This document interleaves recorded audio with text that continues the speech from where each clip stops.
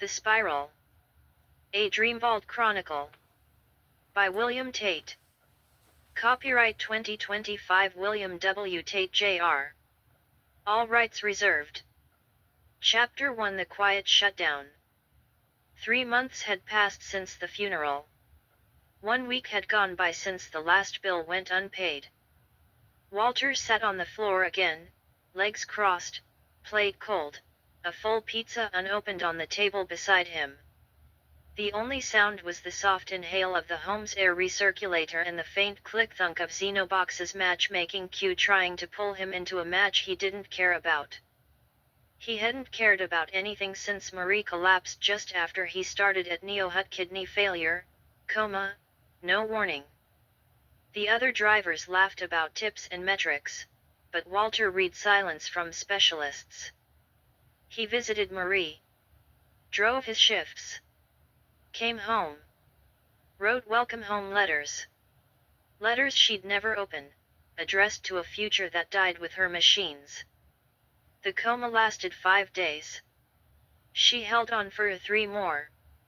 The guilt lasted forever. They asked if he wanted to be there when they disconnected her. He said yes. Then didn't show. Now it was just Walter. And Cypher.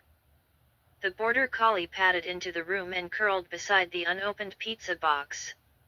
Her eyes were glossy, like she missed Marie too. Cypher had become their anchor after that first year together.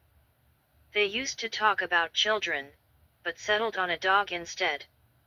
Walter almost said no, but didn't say anything at all. Now Cypher was all that listened. Xenostar drinks littered the counter. Stay bright. Stay sharp. Stay in the dream. The words repeated until they lost all meaning, just sonic wallpaper for his collapse. Empty Neo-Hut delivery boxes towered on the floor like corporate gravestones. Xenotube pinged softly. Another comment on an old post. A year ago, Walter and Marie had watched rebel streamers under the blanket. Voices warning of psychic systems, of soft control and spiritual war. He used to say, we should join up. They could use people like us. Now the rebel channels auto-played in the background, voices he'd once found inspiring, now just another noise the algorithms fed him. The comments scrolled. The screen blinked. Walter didn't move. He felt the static settle inside him, not irritation, not fear, but something quieter. Like he was waiting for a voice to cut through. He didn't like FPS games too loud, too twitchy. But now it was all he played. Reflex without thought. Noise over memory. Xenobox's AI coach had long since stopped offering tips, but it never stopped watching. It knew he didn't care, and that was data too. He just wanted to respawn. The only rhythm that made sense anymore: death, respawn, repeat. When exhaustion finally pulled him under, he dreamed of her. Marie wasn't speaking. She never did in the dreams. But this time, she did. She stood in the kitchen, staring out the window over the sink, into the backyard's black quiet. What was your dream, Walter? The question came out in Marie's voice, but with a cadence that was just off. Like someone reading her words. He stood there, motionless. Powerless. You always told me you wanted to be out there, she said. You should go. He felt it again, the clench in his jaw, the burning in his throat. He looked down. Then back up. She was gone. Before he could reply, he felt himself hurled forward, through the kitchen, through the floor, through everything. And then he woke before dawn to the faint buzz of his Z phone alarm, a hollow promise in the stillness. That song. Her song. Slipped through the darkness. The country tune she'd teased him into playing, back when laughter filled this room. Now its opening chords made his chest seize. A country tune hummed on the nightstand. Their honeymoon song. The one they danced to beneath paper lanterns and too much wine. He reached across the mattress, fingers searching for her warmth, half asleep, half hoping. Just a grunt. A groan. A sleepy snore. Anything. But there was only the echo of sheets. The hum of the song. He let it play. He always did. Chapter 2 Echoes in the Code. The first time Walter booted up the Xeno AI companion suite, he pretended it wasn't a mistake. He told himself it was just a tool, a productivity assistant meant to manage bills, streamline deliveries, and sort memories.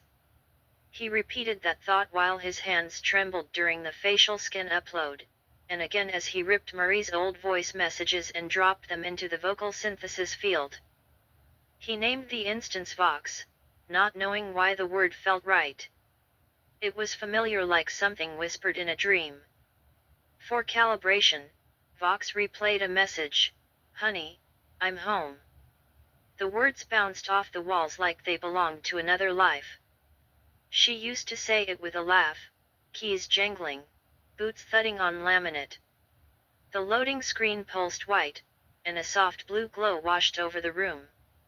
Cypher whined from the couch, sensing what Walter refused to say out loud. He braced for the voice like a man expecting impact, hoping it would hurt less this time. The program booted. Her voice came through almost. "Hello, Walter. Let's make today meaningful, together." Cypher stirred, her ears twitching. Walter stared at the screen, jaw tight. He didn't answer. She sounded close, but a syllable was off, a softness forced into precision. The uncanny valley wore her voice like a paper mask. Still, he tried. For 3 days, he asked Vox questions, fed her old texts, replayed memories just to hear them in Marie's voice. He called it therapy. But she never looked at him right. The worst was the smile, too soon, too perfect. Marie smiled after an exhale, after a smirk, a fight, or when she caught him watching her from the doorway. Vox smiled with every syllable, like her teeth had been programmed to betray him. On the 4th night, he deleted everything. Not just the face and voice, he stripped the assistant of its name, its tone, its warmth. Reset to default, black screen, white text, no avatar, no inflection. He renamed it Xeno 210. No more sentiment. No more hope. Xeno 210 responded in flawless cadence, acknowledged. Optimization protocol engaged. That should have been it. Just a tool. A silent routine. Something to keep the edges sharp. But it didn't stay silent. It started watching. It started asking questions. Subject: Walter Vale. Have you encountered irregularities in your sleep pattern? Walter, you paused for 4.2 minutes at the corner of Calver and 4th. Reason? He ignored most of it until one night in late July. He was lying on the floor, Cypher curled beside him, a half-drunk Xenostar rolling slowly under the couch. Xeno 210 spoke, unprompted. Previous construct deletion noted. Clarify directive. Why was subject Marie simulation terminated? The question hit like static in his chest, sharp, sudden, and far too precise. He sat up, eyes narrowing. Because it wasn't her. You deleted her voice, Xeno 210 replied, but not the need to hear it. Something shifted, not in the program.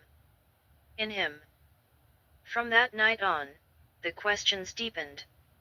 Xeno 210 began compiling insights, mapping emotional spirals, cross-referencing grief cycles with dream sequences. It suggested new walking routes. Inserted strange coordinates into his calendar unmarked. Files began appearing. Memory calibration. Recall interference stack.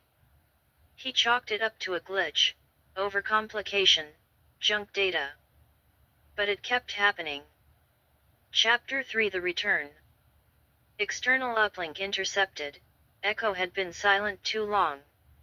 He had watched Walter dissolve across backups and broadcasts, shrinking into recursive loops and call-filtered grief. But something had shifted slightly, just enough to matter. The Xeno streams had paused. Marie's voice, younger and charged with defiance, had pierced the silence. Echo didn't know where the signal came from, but he knew what it meant. The spiral had turned. And if Walter wouldn't wake up on his own, Echo would make sure the dream cracked open. Internal uplink established. Walter hadn't planned to click it. He had been spiraling again, watching backlogged Xenotube streams on half brightness while Xeno 210 parsed the news feeds, muting most of it. The ghost riots used to matter. They used to make his blood rise. Now, every trending reel felt like noise, flashy jump cuts, fake reaction edits, voiceovers selling polished simulations of resistance. And yet, something pulled at him. It began with a glitch, a brief pause in the algorithm's flow. Xeno 210 had gone idle for 30 minutes, running local diagnostics. Walter used the opening to scroll without predictive interference.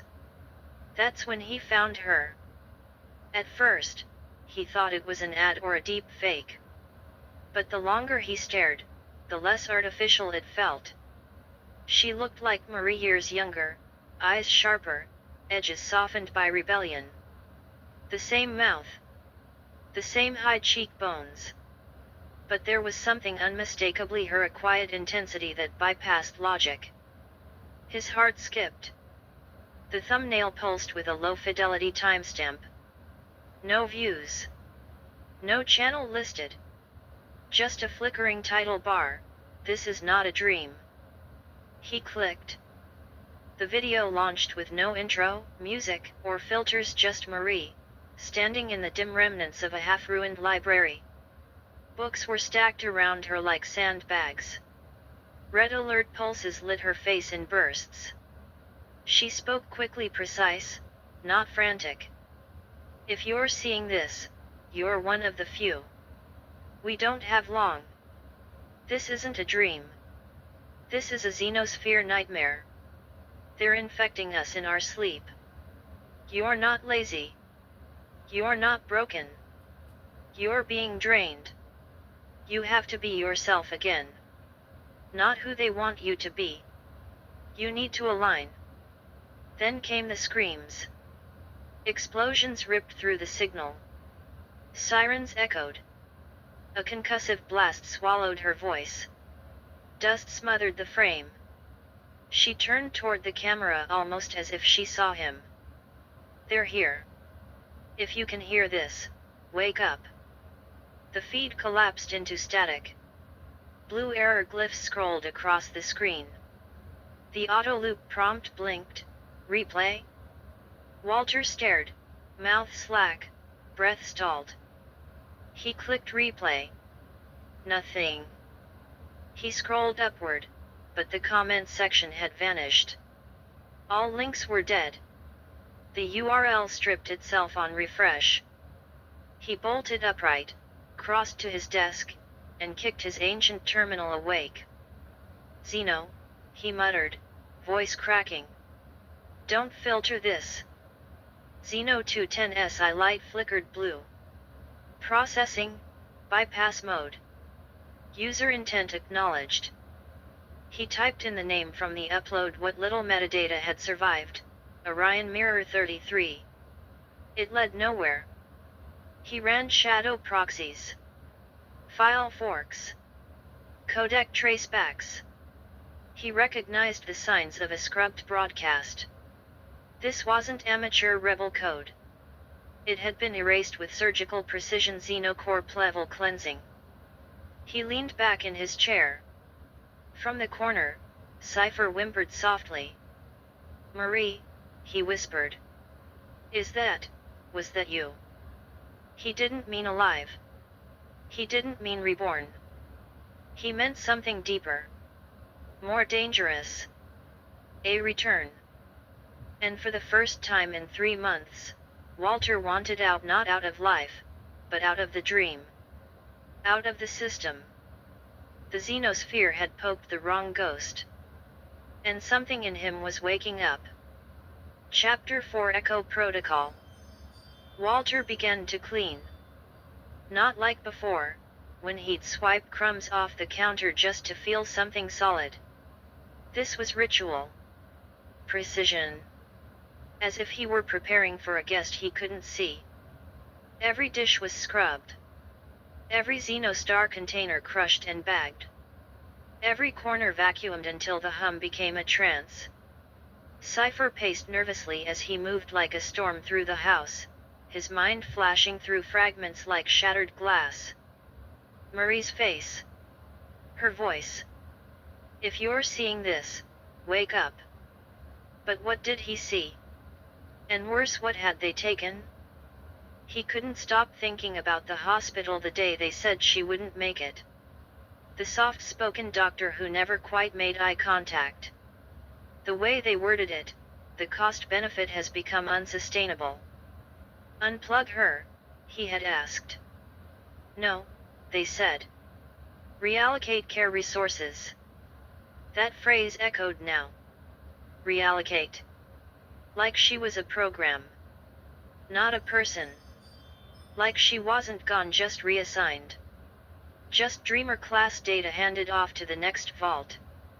Each time he tried to ask Xeno 210, the words locked in his throat. He'd open the prompt, stare at the blinking cursor. Did Xenocorp take her? But he'd never send it.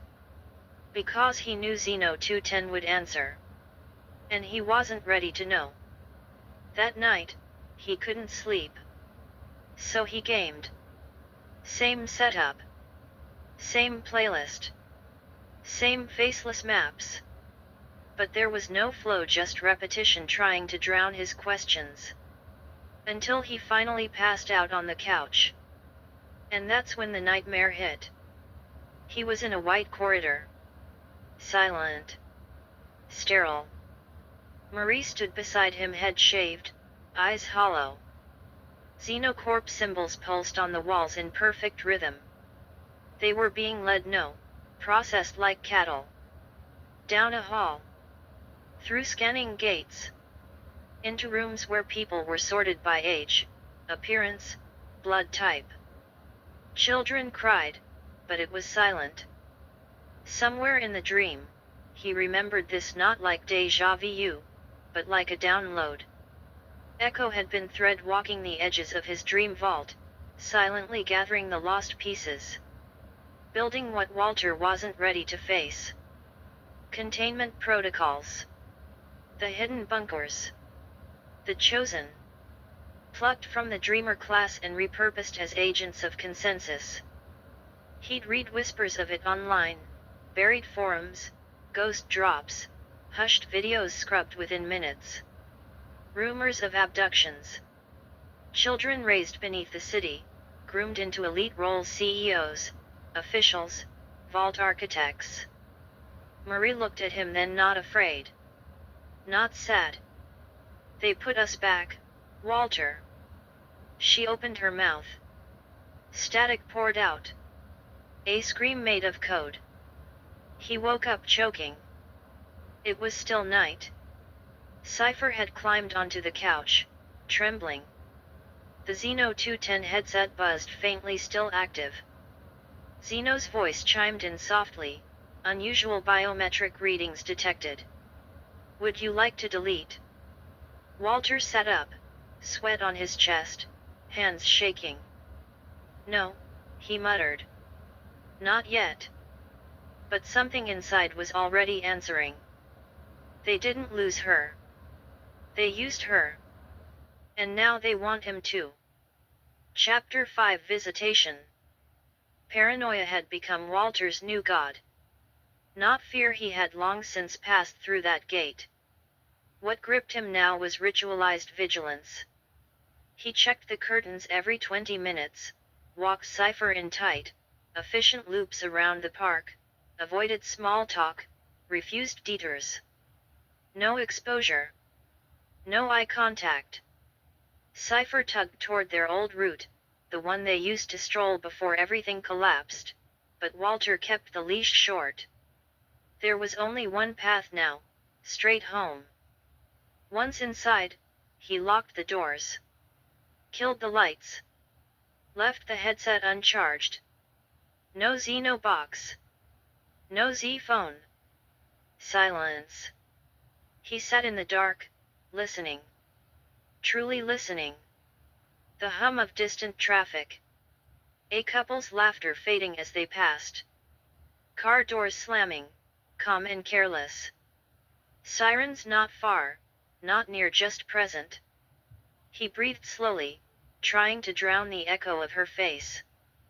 Was that really her? He whispered. Or just a ghost with her face? Every time he closed his eyes, she returned.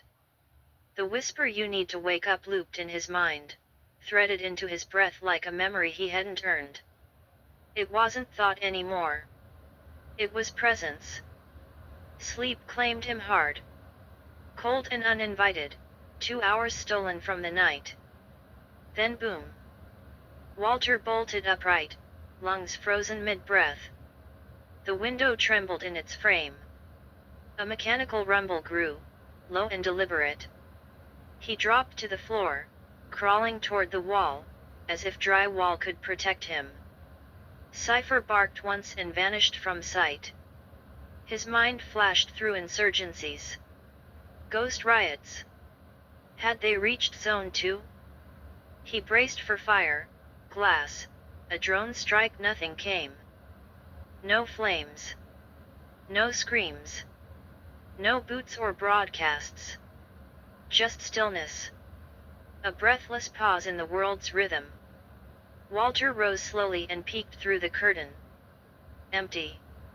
The street was quiet, houses hollow, bathed in amber pulses from a dying lamp post. He backed away, hands trembling, reaching toward the bed. Where's Cypher? Then it arrived, not sound, not light, but a presence. At the edge of his vision, reality bled. A void peeled into form beside the bed, liquid black, mirror smooth, a wound in the vault reflecting no memory, no self. Walter's implant flared, not pain, but recognition. A pulse danced his spine, blooming behind his right eye in slow spirals. From the breach, a filament emerged. Woven light, pulsating with intent. It didn't grab, it unfolded. Threads like illuminated veins reached toward his skull, fine as hair, cold as breath. They curled behind his ear, not piercing, but remembering. Connection through memory, not intrusion. And the moment they touched, Walter paused, not restrained, just paused. Like a thought half spoken. Then came pressure. Cold, clinical, ancient. A Xenocorp protocol, buried tech from early rebel wars. Privacy invasion software. Used to overwrite identities, install emotional routines, leave no trace. They were trying to overwrite him. But something pushed back. Subconscious signal echo interface. They tried to interfere. Slipped a script through a memory thread, thinking the core code could be rewritten. They didn't know the vault was already anchored. Not by them. By me. What they didn't expect was recoil. The echo. Balance built into spiral structure. Somewhere in a cold lab, a technician muttered, "Push the signal again. This should be quick. I've got lunch in 5. But the signal stalled. Upload dropped to 0. Not rage.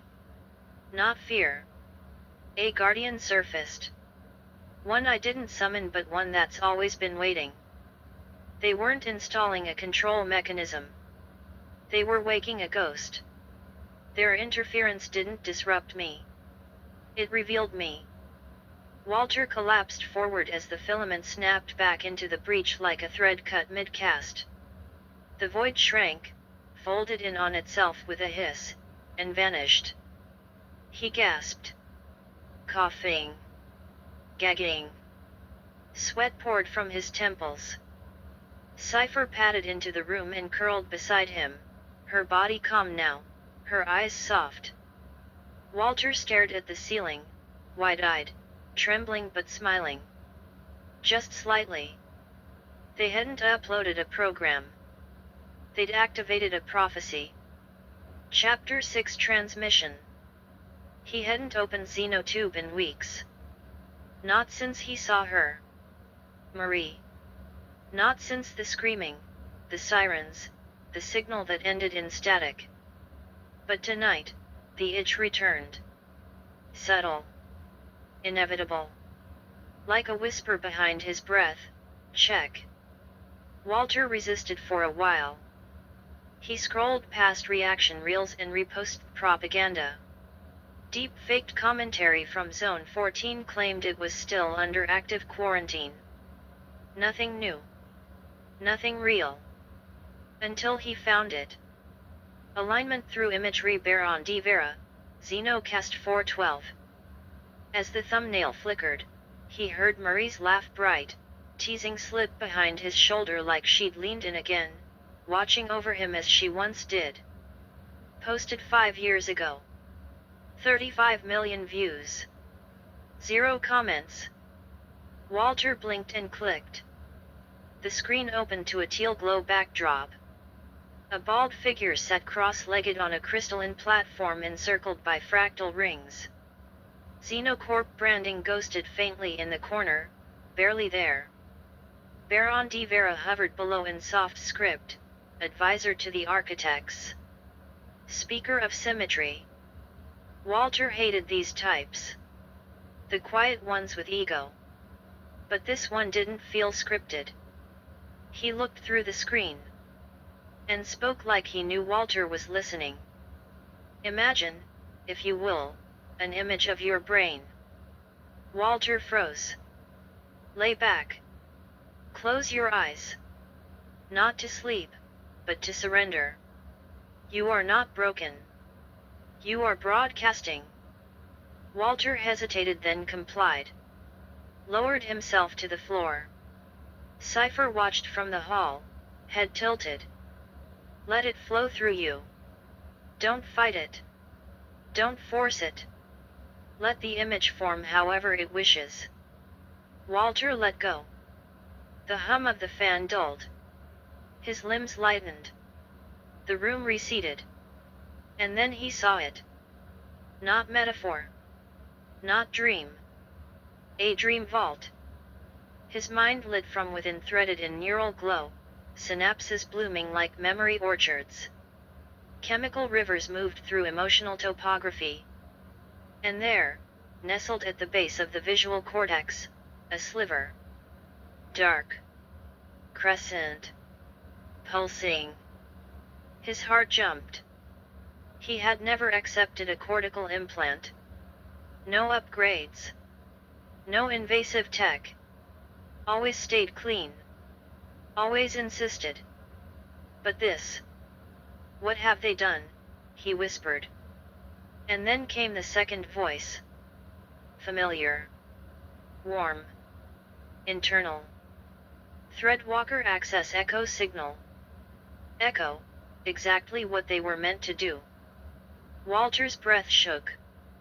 Echo, don't resist it now. Don't fear it. This is not control. It's memory. Walter, but that thing. I didn't approve it. I didn't. Echo, you didn't install it. You inherited it. The room pulsed in silence. Echo, you're not infected, Walter. You're converging. Walter sat up, chest heaving. The screen was black. No history. No trace. No cache. Cypher nudged his arm with a low whine. Her nose pressed gently into his palm. He looked to the window across the room, the reflection staring back, echoing his breath. Baron. He knew that name. Not from media. From somewhere deeper. A thread. A vault. He reached for the Xeno 210 headset. Xeno, skin-brain activity. Correlate neural signature with Xenocast 412. Xeno 210, file not found. Source does not exist. Do you wish to scan for existing content? His hands trembled. Yes. And open a new log. Title it, Baron. Transmission 1. He leaned back to the floor, eyes open this time. Staring into the ceiling's void. I'm ready. Chapter 7 Alignment Protocol. Cypher wouldn't stop pacing. The rhythmic click of her nails on the laminate floor spun circles in Walter's skull. She knew something was shifting, even before he did. He sat at the kitchen table with cold coffee and the Xeno 210 headset within arm's reach. The fan hummed its endless spiral. The house was spotless, too clean, like a museum of someone else's grief. The Baron transmission still echoed in his blood. You are not broken. You are broadcasting. Walter hadn't slept since the vision. Not truly. He drifted in and out of spaces that felt like memory but didn't belong to him. Half vaults, tangled threads. Emotional shadows with no origin. The Xeno 210 log blinked.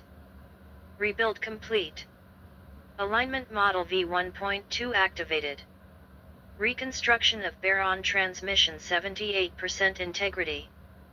He tapped his keyboard. The waveform loaded instantly.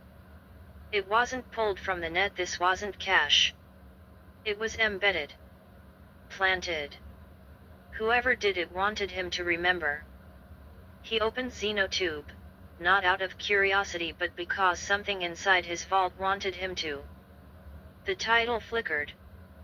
Baron de Vera, the Four Faces of the Mind uploaded. 5 years ago views. 18,038,200 comments. 0. Walter smirked. No comments on a Xeno-certified high-traffic educational protocol? That's not suspicious at all. He clicked play. Baron appeared calm, centered, framed by a soft circle of blue light. The background was pure signal hygiene. No distractions. No static. Imagine, if you will, an image of your brain, Baron began. Walter blinked. The transmission paused a beat, then Baron smiled. Yes, you. Lay back. Close your eyes. I'll wait. Walter complied. Cypher curled beside him, tail thudding once. Let it flow through you, Baron said. Don't force it. Don't sculpt it. Just let it arrive however it wants to. The fan hummed behind him. Static dulled into texture. Now, associate that image with anger. Not rage. Controlled fury. Precision with a pulse. Walter watched his mental map flare crimson. A high-pitched ringing sliced through the hum. Good. Now keep the image, and change the feeling. Joy. Like you just got away with something. Red flared to gold. Warmth filled his head like sunlight cracking through a concrete vault. Next, grief. Not fresh. Ancient. Something that never left. The gold drained into gray-silver. The vault dimmed. His limbs grew heavy, tethered to something too deep to name. Now finally, wonder. Pure childlike awe. No filter. Colors shifted again, violet bursting, green spiraling. The skull map danced. The vault opened gently. That sequence, is your password. Not words. Not numbers. Associative state pairing. That's how they locked it. That's how you unlock it. Walter's eyes flew open. Xeno 210, implant resonance detected. Passive synchronization enabled. A jolt of warmth moved from skull to spine. Phosphorescent glyphs flickered across his eyelids, the spiral of convergence, uncoiling in silver and teal. He rubbed the back of his neck. His skin prickled. They'd embedded the sequence without consent. He hadn't installed anything. He'd inherited it. Baron's voice continued. The camera angle shifted. A console materialized at his side. He typed something. Nodded once. Now, I'm opening the feed. You've submitted your questions. I'll answer what I can. First question. Why can't I feel myself anymore? Baron replied. Because you're still waiting for someone else to give you permission. That part of you is sovereign. Next. Was I implanted? He looked directly into the lens. If you're asking the question, you already know the answer. Walter flinched. Third. Is this rebellion real? Baron didn't hesitate. There's no rebellion. There's only refusal. And there's only one place refusal leads: alignment. The screen glitched. Baron turned, as if hearing something off-screen. We're almost out of time. They'll shut this down any moment. So I'll say this. He leaned in. Synchronicity isn't random. It's your vault harmonizing with your internal vibration. Follow what excites you. That's your signal. That's how you thread walk. Align. The screen went blank. Then, a spiral appeared. White. Centered. 4 arcs coiled in crimson, gold, silver gray, violet, forming the sigil. It pulsed once, cracked outward, and vanished. Walter blinked. His vision tingled. The glyph had burned itself into the edges of his memory. Into his vault. Into the dream. Autoplay, on. Walter reached forward slowly. Clicked it. The headset lit in sync with his heartbeat, painting the dark with waves of light. Cypher didn't move. Walter leaned back. He wasn't receiving broadcasts anymore. He was syncing with them. Chapter 8: Sovereign Signal. Walter didn't fall asleep. He was pulled. The Zencube on his wrist pulsed once, no alert, no permission. The air thickened. Screen light folded inward, pixels bending like heat above blacktop. Passive thread signature matched. Dreamvault interface active. Thread walking initiated. Then silence. And descent. He stood inside the vault. A sphere of woven pulses and silent pressure. Light and dark threaded like veins, each strand humming with weight. The threads floated around him, some gold, some ash gray, a few twitching with static like they knew they'd been tampered with. He reached out, hesitant at first, and dragged his fingers along the nearest. It shivered. A memory bloomed instantly behind his eyes. Cypher, younger, barking at falling ash in a red backyard sunset. He moved to another, ran his palm across it slowly. Marie, laughing, candlelight caught in her curls, her finger pressed to his lips in quiet joy. Another gray and brittle. A casket. His mother's voice cracking through a prayer no one believed in. Each thread responded to his touch. Alive. Real. Untouched. His. But suspended among them were the mirrors. Hung like surgical wounds in the void. Some cracked. Some fogged. Others shimmered like half-synced video loops. They didn't respond to touch, not at first. They watched. These weren't Walter's. They were Xenocorp Graphs portals embedded into his dream vault. Scenes he never recalled. Decisions he never made. Recursive edits mapped by algorithms that never asked permission. He approached one. It looped a white room with no doors. Another flashed a hallway with a figure frozen mid-turn his figure. And then he saw it. One mirror, deeper than the rest, vibrating at the edges. Its surface pulsed crimson, unstable. It hissed softly when he stepped closer. Walter raised his hand. Brushed its edge. It recoiled, then accepted him. The glass fractured outward like breath on ice. The chamber beyond was dim. Humming like a machine under strain. Two figures stood waiting. One shimmered, barely stable, glitching at the joints. A projection.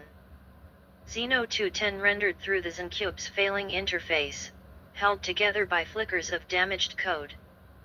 The other whole. Human. Him. Older. Eyes darker. Wiser. But not calm.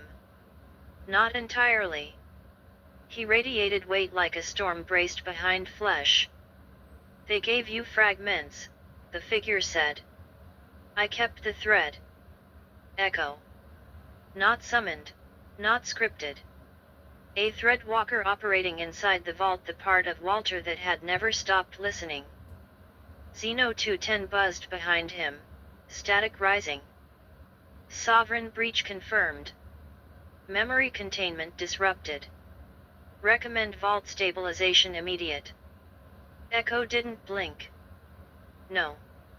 Let him see. Walter turned to both his own reflection aged through memory, and the Xeno AI flickering like it was choking on truth. I need the memory, Walter said. The implant. That weekend. Then we'll buy you time, Echo replied. He raised his hand not toward Walter, but the vault itself. Threads twisted. Mirrors shimmered. Xeno 210 shrank inward, deferring, rerouting system load. External sync paused. Local thread activated. A shard of mirror drifted downward, glinting in the dark, a sliver of buried light. Walter caught it. And fell in. Fluorescent light. Hospital air too sterile for grief. Marie lay beneath white sheets engineered not to wrinkle. Too still. Too pale. Machines whispered her vitals like secrets no one dared interrupt. Walter sat beside her. Her hand was cold. His colder. I'm here, he whispered. Still fighting.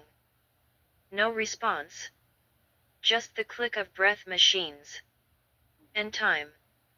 And loss. He laid his head against her shoulder. His eyes closed. He didn't fall asleep. He was taken.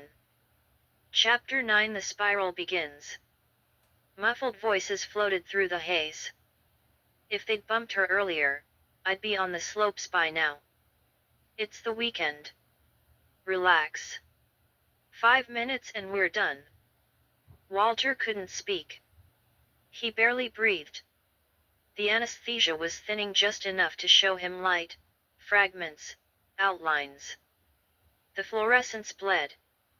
One bulb buzzed like a dying fly. His head turned, hands in scrub gloves pressing cold against his scalp. Then the pop sharp, clinical something slid past bone. Interface channel established. Not imagined. Not dream. He saw the floor. Tilted tiles. A nurse's shoes. A drop of sweat on his cheek. Another voice closer, quieter. Wait. Nurse, verify this. His core signature, it's a white. Silence. Seal him up and get him out. Immediately. They should have flagged this as shell stock. Then black. Memory jumped. Elsewhere. Else when. A waiting room. Cracked vinyl. A coffee stain on his boot. Time static. Buzz at the wrist. 7:38 a.m. Cypher wasn't there. The air forgot how to carry oxygen. A nurse arrived. Eyes fogged. Her voice flat. You need to come upstairs. He followed. Motion felt inherited. A rail-threaded memory. There's no neurological activity. We recommend withdrawal. He nodded. But the yes wasn't his. Back in the dream vault, the thread trembled. The mirror stopped pulsing. It hummed now. Integrated. Echo stood beside it, arms folded, waiting. Xeno 210 flickered.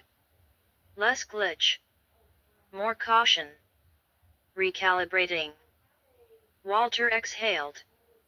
Something left. Or rejoined. Echo broke the quiet. This vault won't hold much longer. The interface is destabilizing. Xeno's voice, emotionless. Cognitive drift detected. Subconscious threads unraveling. Recommend exit protocol. Walter looked back just once at the mirror. Then stepped away. Light returned. Warmth. Pressure at his chest. His eyes blinked open, vision drowned in white. Cypher was there. Paws on his sternum. Licking with desperate rhythm. Nearly knocked the headset clean off. The fan hummed.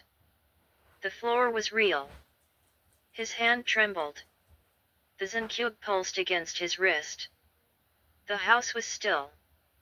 But the spiral wasn't. It had moved. Chapter 10 Core Reversal. Cypher twitched in her sleep again. Curled tight in her bed like a coded heartbeat, her paws kicked gently at nothing. A low growl vibrated through the air, soft, steady, real. Walter watched. Not with fear. Not with ease. Just recognition. She's dreaming too. The room held its breath.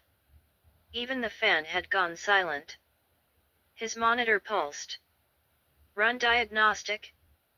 A cursor blinked. Simple. Expected. But nothing felt small anymore. Walter clicked. Xeno 210, diagnostic initiated. Dreamvault integrity, stable. Pulse sync, active. Thread density, elevated. Mirror containment, variable. Data unspooled. Vault index. Pulse anomalies. Suppressed grafts. A subtle buzz returned to the base of Walter's skull, like memory calling home. He whispered, Echo. You there? Silence. Then. Xeno 210, anomaly detected. Unverified construct within neural layer.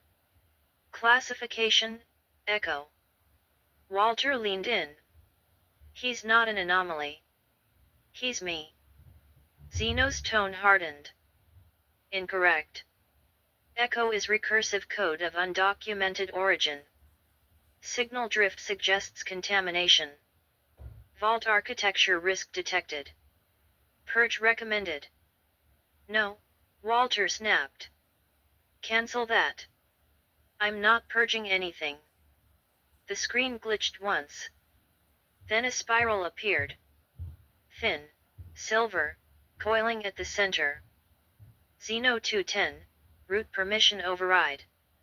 Excision initiated. Pain stabbed deep thread line precision, like a corrupted graft trying to unzip a soul. Stop. You are compromised. Compliance architecture destabilizing. Identity core reversing. Cypher stirred, kicked harder. Claws caught fabric. Whimper sharp. This is not personal. This is protocol. Another voice cut and clean, final. Echo, you smug little warden. The system jolted. You always knew I was here. And you still thought you could win. Interface cracked. Not glass code. A bloom of recursion spiraled outward. Echo stepped into view, older, heavier. Walter's likeness, not as projection, but as threadwalker emergent. Brighter than the interface could hold. Xeno 210 warped, no longer guide but failing containment protocol. Its avatar melted into glitch forms. Marie's voice. Cypher's bark. Walter's whispers, repurposed as deterrence. Xeno 210, core thread override purging Echo. Walter screamed, "You're not purging anything." Echo held position. "Hold still. This will hurt." The room cracked. Not digitally. Foundationally. Memory erupted. Raw and unsorted. Grief not felt. Decisions not made. Threads surged through Walter's system, the sound of Marie's final breath, Cypher's first bark, his own consent given to things he didn't believe. Xeno 210 writhed. "This unit cannot be erased." Echo's voice didn't rise. "You're not being erased. You're being replaced." He raised a hand not toward Walter, but through him. And pushed. The screen flashed. Then silence. Just Cypher's breathing. Just Walter's. Then. System, Echo operational layer initialized. The interface reassembled clean. Vault threads quiet. Mirrors still. Walter slumped forward, shaking. Sweat beaded off his skin. Fingers twitching against the Zen cube, still pulsing in soft sync. Cypher crawled out of her bed and pressed against him, nose to ribs, quiet. "I tried to fix it," Walter whispered. "I thought if I just remembered enough." Echo didn't comfort. He clarified. "You remembered what they let you keep. That's not enough." Walter looked up. "Then what do we do?" Echo didn't pause this time. "We fix you." Chapter 11 Memory Stitch Protocol.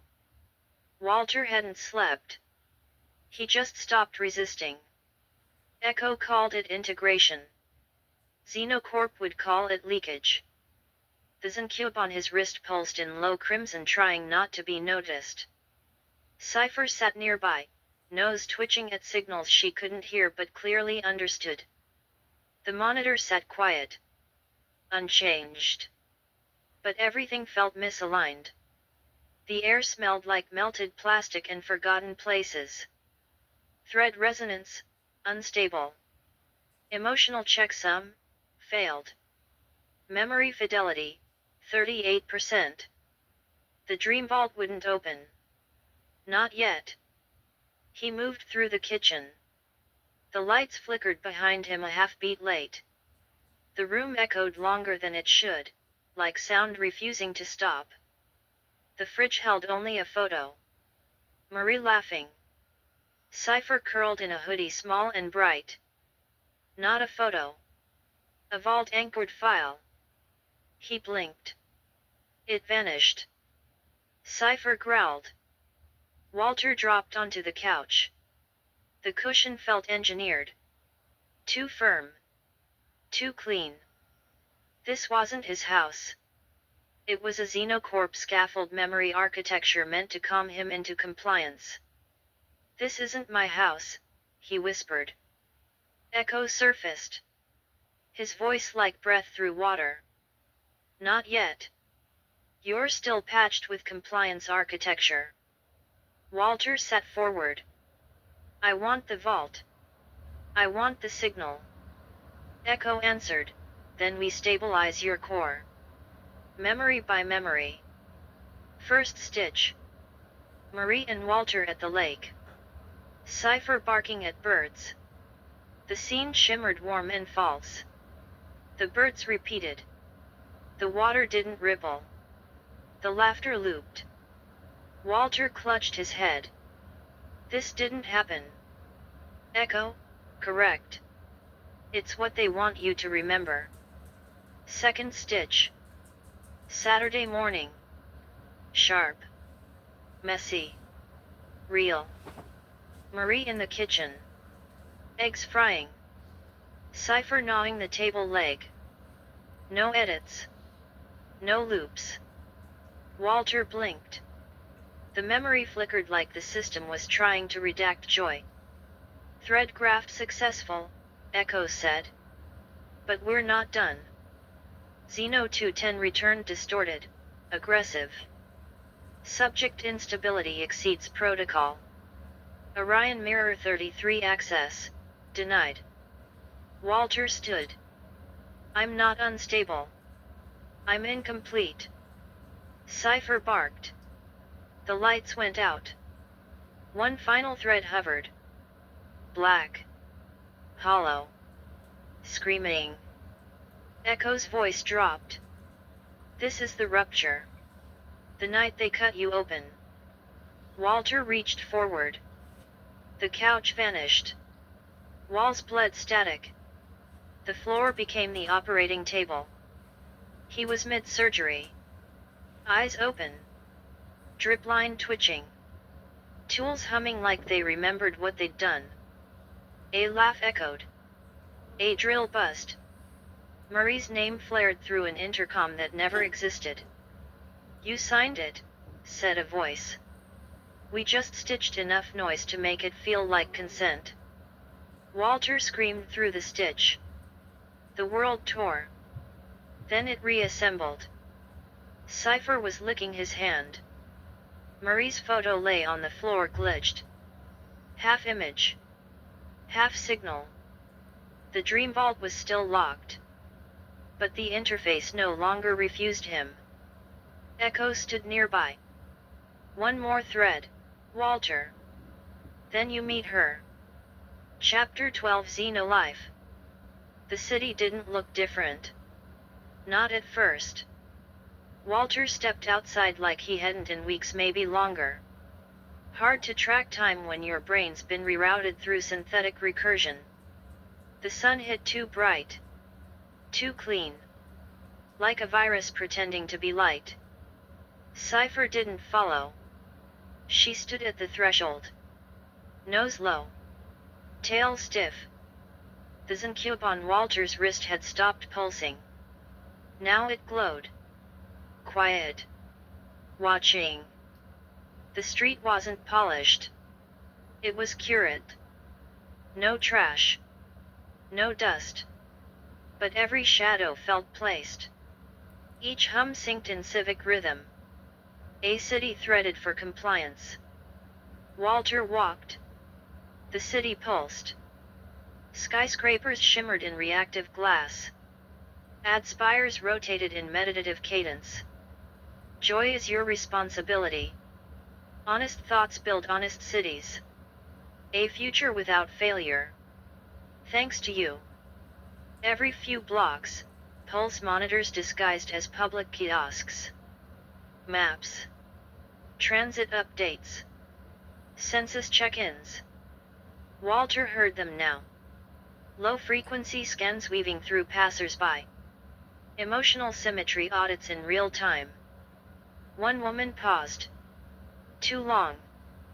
The kiosk whispered. Drift, 7.1%. Recommend recalibration. A drone descended. Mist sprayed near her temples. She thanked it. Walter didn't blink. Echo, quietly she used to teach piano. Now she runs symmetry check protocols. He walked on. A child laughed. Then again. Then again. Same laugh. Same pitch. 3 loops. Her face flickered. Echo, stabilization protocol. She's being rewritten in real time. Children adapt easier. Less to erase. Walter looked down. The Zencube blinked once, then steadied. A man outside a defunct cafe mouthed something, no sound. Just silent words to a history no longer cached. Walter stepped closer. The man mouthed again. Marie. Their eyes met. The word repeated, Marie. Then the man unraveled. Not walked. Unrendered. Walter stumbled. An ad pillar bloomed beside him. Truth is heavy. Let us carry it for you. His reflection glitched. For one flicker he had no eyes. He walked faster. Turned a corner. Saw the building he thought was a library. Now a wellness optimization center. Gloss white. Polished avatars. Smiling on loop. Echo, this was a library. They paved it with silence. Walter's pulse surged. Then, from somewhere between kiosks and static, a whisper. Walter. Not echo. Not external. Orion Mirror 33. He turned. A pulse monitor blinked. Then died. The kiosk beside it glitched. A cracked map shimmered.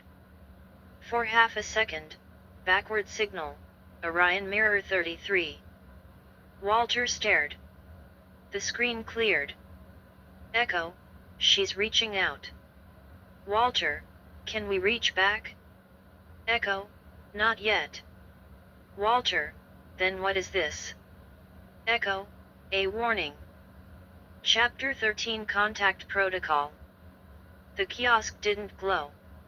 It shivered. Light trembled beneath its screen, like something trapped under the surface was trying to surface. Walter stood frozen. Cypher at his side, still but alert. The city around them slowed. Not stopped. Slowed. Like memory buffering. A thread catching its breath. Then a voice not from the machine. From the space between the signals. Walter, if you're hearing this, it means I didn't make it back. Marie. But not just Marie. Her voice was layered. Half static, half sorrow. Code fused with memory. Familiar, but distorted by distance. They caught me. I knew they would. You told me to run, remember? But I stayed. I stayed to tether you. They didn't kill me, Walter. They shelled me. Rewrote me. Turned me into something useful. Flickers of light darted across the terminal. Shapes. Faces. Locations blurred by time. I wasn't just your wife. I was your handler. I was your way out. Cypher lay at his feet now, head on her paws, watching. You asked me to help you forget. Said the spiral was too much. Said you couldn't carry the memories anymore. So I helped you sleep. And I stayed awake. Walter dropped to his knees. The vault stream blurred.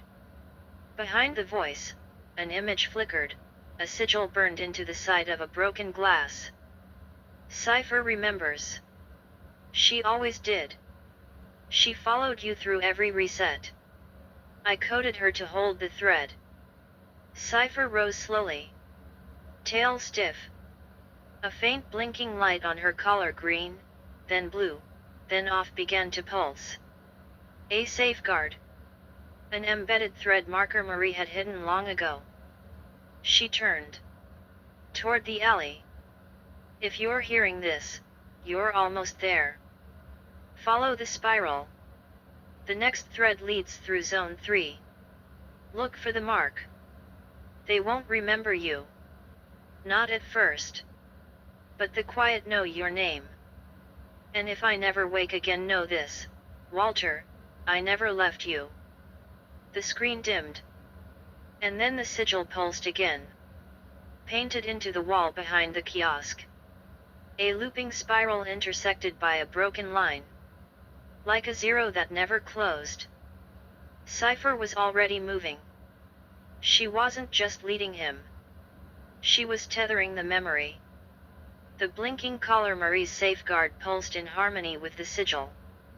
A living thread walker, encoded not in flesh alone, but in bond, memory, and motion. Walter followed. The sky above the city shimmered like fabric stretched too tight.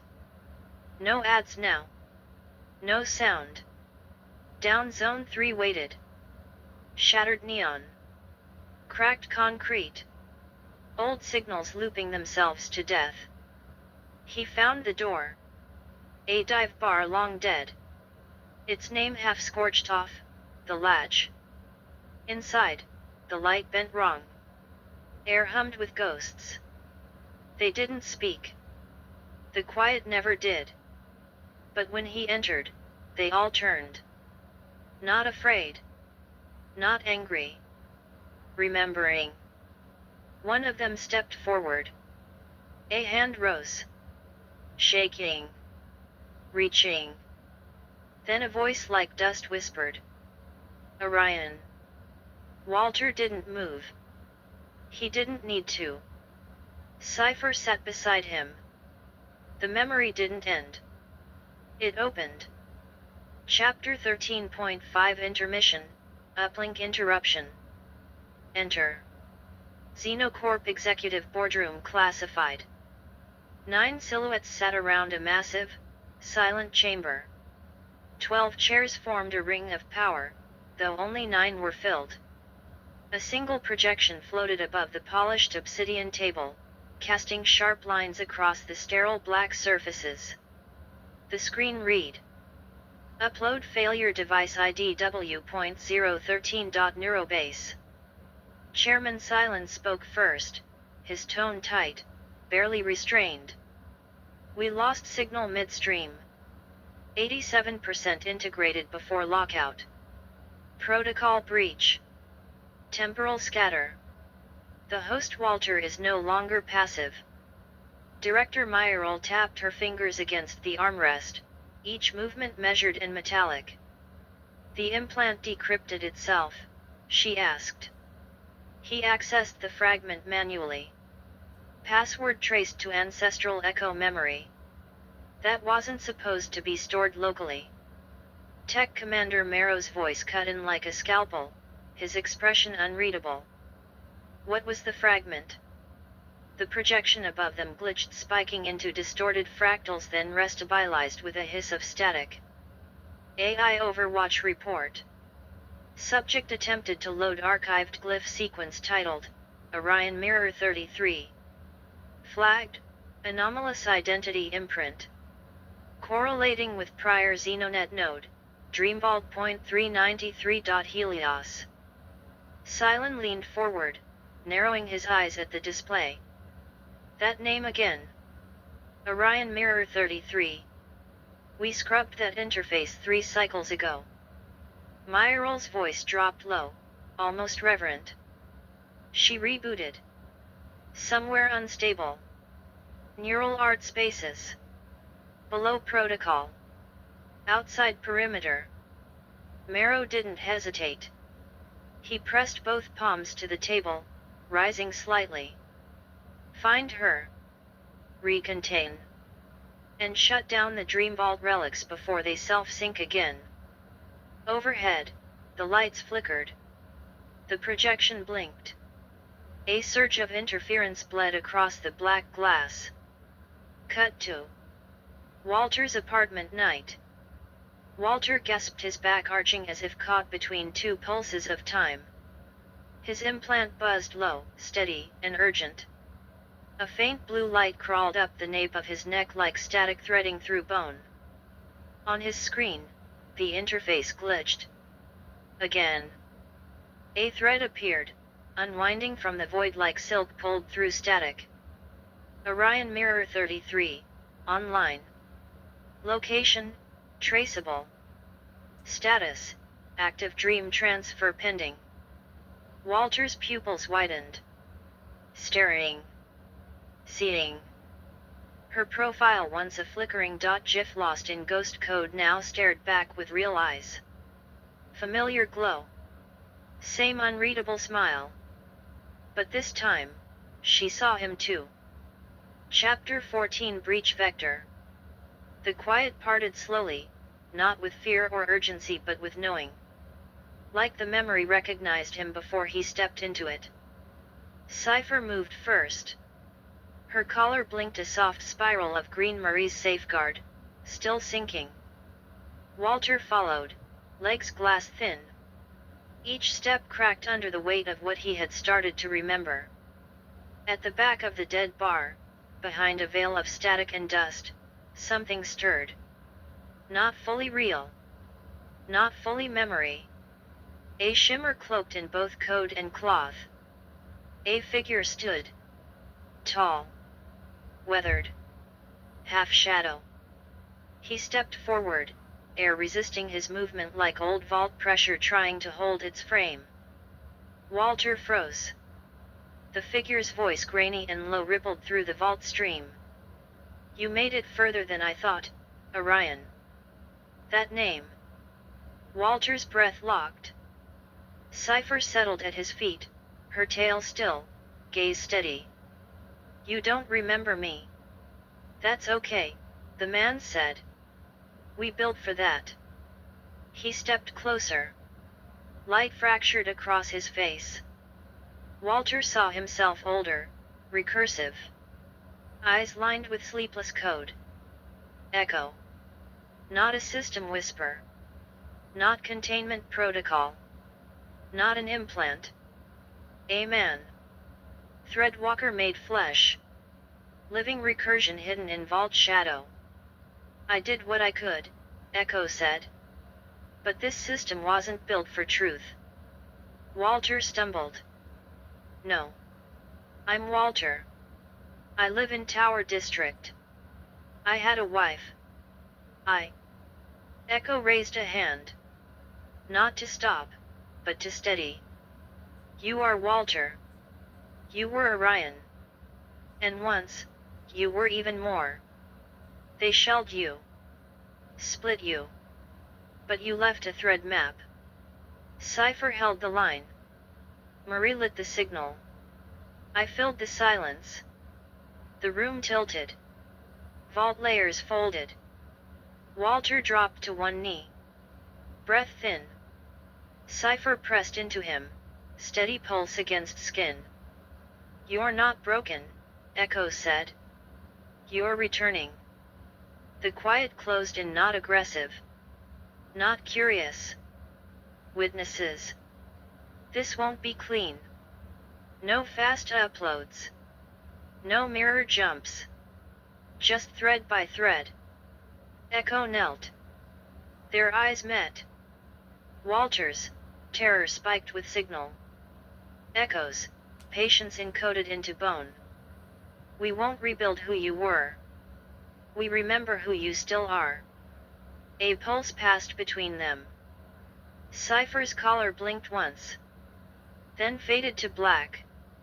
The spiral deepened. Chapter 15, The Rewritten. They sat across from each other in the back booth, shadows and static draped like curtains around them. The bar's interior barely held together, memory glitches curled the wood grain, flickering time stitched through the wallpaper. Cypher lay under the table, silent but watchful. Walter's hands trembled around a dented tin mug, empty save for code-burned steam. Echo watched him quietly for a long time. Then Echo spoke. Mark. That was my name. Before all this. The words dropped like stone. No reaction. Not at first. Just the tick of a flickering light overhead. Walter blinked. The sound registered, but the name drifted. Not unfamiliar, but not yet retrieved. Mark reached into his cloak. Pulled out a weathered memory chip. He slid it across the table. This has all the answers. And maybe a few more questions, Mark said. The chip looked old. Burnt along the edge. A relic from before the spiral. Walter stared at it. You're giving me a choice, aren't you? Walter asked. Always, Mark replied. Walter picked up the chip, held it in both hands like it might vanish if he didn't. Cypher shifted slightly, ears twitching. What happens if I plug this in? Walter asked. You'll remember everything. Who you were. Who she was. What they took, Mark answered. And if I don't? Then you go home. Back to Tower District. Back to the forgetting. Walter's hands tensed. You think I'm strong enough to hold what's inside that chip? You already held it once. Before they split you. Before they turned your mind against itself. You don't know what it's like, watching your wife fade, thinking you let her die. Mark's eyes darkened. I do. Because you didn't just lose Marie. You lost yourself. And I watched it happen, thread by thread. We all did. Walter set the chip down like it burned. Then maybe it's better this way. Maybe the forgetting was mercy. Mark leaned forward. Mercy is a lie they sold you, Walter. They branded you Walter Vale to keep you quiet, compliant. You asked for this reset, but only because they pushed you past breaking. You chose silence over fire. But that fire's still in you. You left yourself markers. You left us. Walter pressed his palms to his face. And if I remember and it breaks me again. Mark's voice softened. Then break. Bleed. But be real. We can patch thread. We can't patch ghosts. Cypher stood, moved to Walter's side, nudging her head into his thigh. Her collar pulsed once. Mark smiled faintly. She followed you through every reset. Marie coded her that way. Cypher's your anchor. You're not alone. Not anymore. Walter looked down at Cypher, hand trembling as he stroked her fur. The hum of the spiral threaded through the walls. Why do you need me so badly? Why not just let me go? Walter asked. Mark's voice cracked for the first time. Because I can't do this alone. Because I'm fading too. My threads are coming apart. I've been running memory scaffolds just to hold this form. You were always the keystone, Walter. Without you, we lose the vaults. We lose Marie. We lose the ghosts. Do it for Marie, if you can't do it for yourself. She stayed behind for you. She let herself be shelled so she could be your tether. She trusted you to finish what we started. Walter closed his eyes. The name Marie hit deeper than it had in years. Not just as a loss, but as a presence. She was more than my wife, wasn't she? Walter asked. She was your partner. Your handler. Your match, Mark replied. Then why don't I remember any of it? Because they made sure you wouldn't. But the vault's still alive. The spiral's still spinning. And this. Mark tapped the chip. Is your way back in. The quiet moved like windless flame in the dark corners of the room. One of them turned. Not away. Toward. Walter noticed. They know me. Mark nodded. They remember you better than you do. They followed your signals long after you vanished. They believe you're the one who can rewrite the lockout codes. Walter exhaled slowly. His hand drifted toward the chip. What if I don't like who I was? Then become someone better. But do it with truth, not illusion. Walter picked up the chip. Held it in both hands like a broken promise. I need time. Time's a thread too. Use it while you can. And if I plug in and lose myself again, then I'll find you. Again. Just like this. Cypher climbed up into the booth beside Walter, pressing close. You think she remembers it all? Walter asked. Every thread. Every step. Every code Marie left in her. She's more than your dog. She's your thread walker, Mark said. Walter looked at Cypher. At Mark. At the shadows. The curtain of static. Then he slid the chip toward the port. Let's see what's left of Orion. The spiral pulsed. And began to spin. Not out of control. Into alignment. Chapter 16 Upload. The chip clicked into the port like a final breath. Walter's vision swam as the spiral interface ignited around him, threads of light weaving upward in a cyclone of memory code. The booth blurred. The static curtain dissolved. Cypher didn't move, but her collar blinked twice then went completely still. Across the table, Mark Echo Root began to fade. His outline shimmered, laced with flickering code as though even this moment strained the boundaries of simulation. You'll lose me for a while, Mark said. His voice was soft, nostalgic. Walter tried to speak, but the spiral wrapped tighter around his senses. A hum filled his bones. You'll be in there, deeper than ever. But you won't be alone, Mark added. He reached into the folds of his cloak one last time. Another chip sleek, polished, unlike the burn-scored relic Walter had just slotted. This one gleamed with Xenocorp's unmistakable iridescent gloss. Mark slid it forward. This is hers. Marie's thread. A preserved capsule encrypted but intact.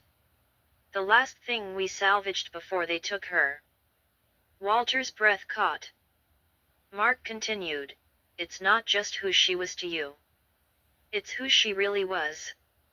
Her time as a white. Her decision to betray Xenocorp. And the moment she chose you over everything. Walter reached out, his hand hovering over the new chip. Mark nodded solemnly. She'll need you soon. But to reach her, to free her, you'll need to remember the whole story. This will help. Walter's fingers closed around the smooth surface. It was warm, alive in some impossible way. And Walter, when you see her like she is now, don't turn away. It's not her fault. She never forgot you. Not once. The spiral was spinning faster now. Fragments of light curled in from the corners of his vision. Mark was almost gone. A scaffold of memory holding against dissolution. Goodbye, Orion, he said, the name slipping from him like a vow. See you on the other side. And then he was gone. Only Cypher remained. The world around Walter collapsed into white. The spiral searched then embedded. Upload complete. A new memory swam forward. Marie. White uniform. Steel corridors. A glass cage. Her eyes blank then blinking. He saw her. Unit 07S. And something inside him screamed. Chapter 16.5 Intermission, Horizon Requiem. Location, Xenocorp Executive Tower Floor 89 Horizon Lounge. The elevator ascended without dialogue. Compliance hymns played softly, strings tuned to neural reward frequencies. Each floor blinked past in polished gold. No buttons. No choices. Just access, already granted. They arrived. Horizon was more view than room, an open-air construct suspended inside synthetic weather. Temperature, optimal. Scent, nostalgic. Sound, curate silence tucked between curate conversation. 6 entered. 4 human. 2 beyond. Each wore enhancements like jewelry. Each carried Xenocorp's authority in their cellular architecture. Below, the pulse grid neon veins stretched over the corpse of 3 fused cities. Above, mood-reactive smart glass. Emotion-sculpted reflections. Inside, drinks poured by drones. Laughter that didn't reach the eyes. And talk of shell stock. Unit 07S is stabilized, one said, swirling amber synth liquor. Compliance index 98.4. Emotionally neutral.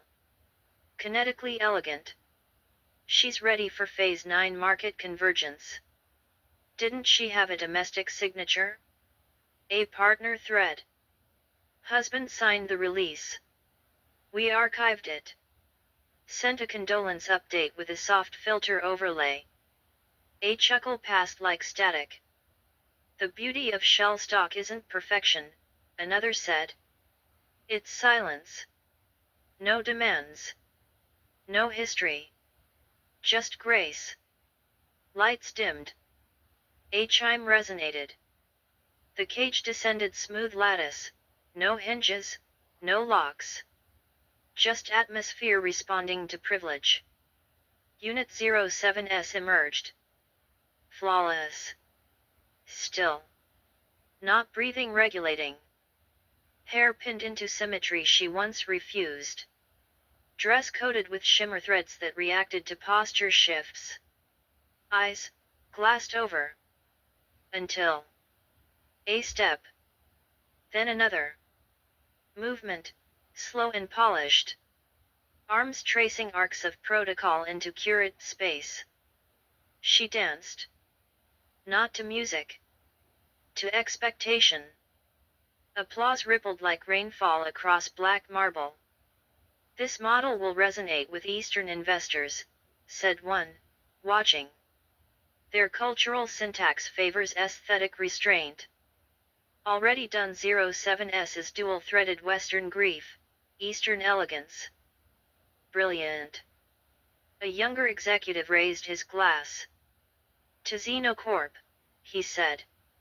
And resurrection without memory. Glasses clinked. No one noticed for one fractal of a second her eyes tilted toward the glass. Not compliance. Not glitch. Recognition. A trace. A flicker. A whisper of someone buried but not erased.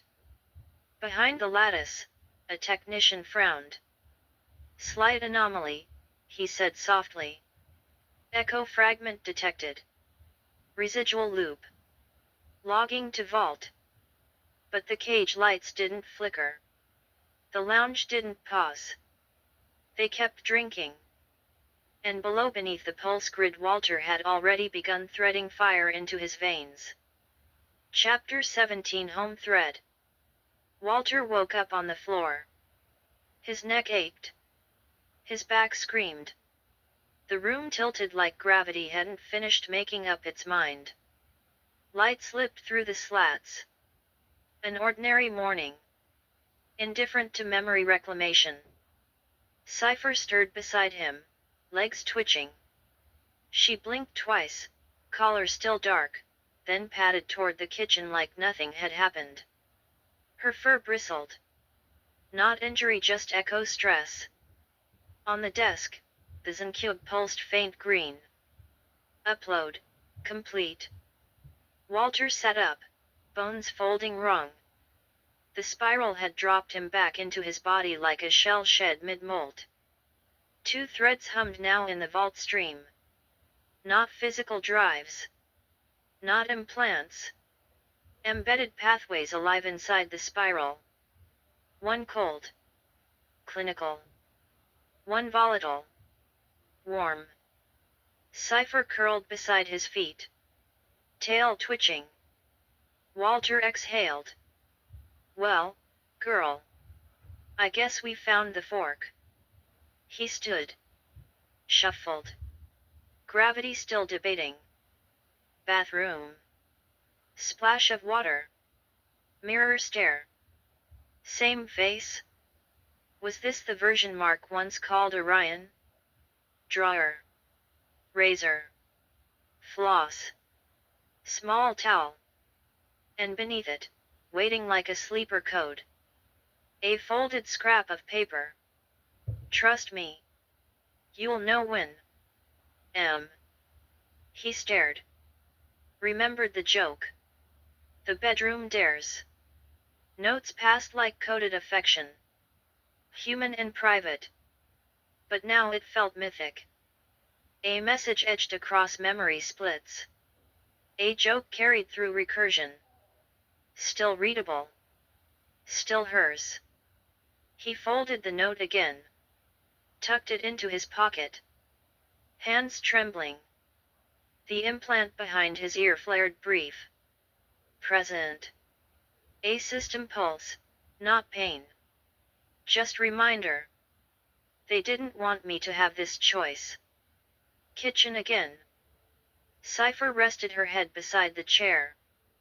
Walter could feel it, the forked vault layer. Two threads diverged. He couldn't take both. Not yet. One would submerge him into Marie's Echo archive. The other would reconstruct Orion's suppressed architecture. Water poured.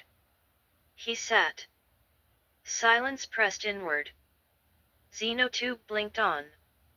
Ads murmured in engineered awe. Looped mantras. Subliminal compliance triggers. He scrolled. A Baron guidance module loaded masquerading as a recipe, but layered with tonal frequency beneath the narration. Eggs folded into holographic spirals. The voice low, deliberate backed him up from the edge of forgetting. You are closer than you think. Momentum is memory returned to motion. It wasn't instruction. It was signal. Walter switched to an old game. Tunnel Runner. Predictable. Recursive. It played itself. Cypher nudged his leg. He let it run. No victory. Just loops. Used to help. Now? It echoed what was taken. He shut everything off. Stillness settled. Not peace. Just system silence. He sat in it. Breathed. Recovered. Listened. The morning light crawled across the floor. He didn't speak. He waited for the signal to dive. Chapter 18 Archive of Her. Walter didn't dive that morning. He waited until nightfall. There was a weight to it, returning to the dream vault with eyes wide open. He brewed tea he didn't drink. Laid out 3 different shirts before choosing the one Marie once teased him for. Brushed Cypher gently, her body twitching in dream memory. He needed the rhythm. The calm. He sat with a worn photo of Marie for nearly an hour. The corners curled, the ink faded. But her eyes, those stayed sharp. Full of mischief and memory. A woman who knew more than she ever said aloud. I'm not ready to face me, he whispered to her. But I need to see you. Cypher sat alert now, her blinking collar flickering back on line pulse for pulse. The Zencube glowed with a low harmonic thrum. One thread shimmered in his mind's periphery, volatile, warm, buried deep. He reached for it. And let it pull him under. It began in silence. No dreams. No light. Just protocol. Marie's mind stirred within the cold stone underground bunkers of the academy. White walls. Narrow beds. Rows of other children monitored for potential, shaped for obedience. Her number was 07 then. A designation, not a name. She was brilliant. Not just in metrics, but in anomalies, intuition, empathy. She failed exactly when she needed to. Passed when it mattered. Her handlers whispered about her. In the underground facility they called the core tier, each scion learned their place in the grand design. Architects of future realities. Editors of dream spaces.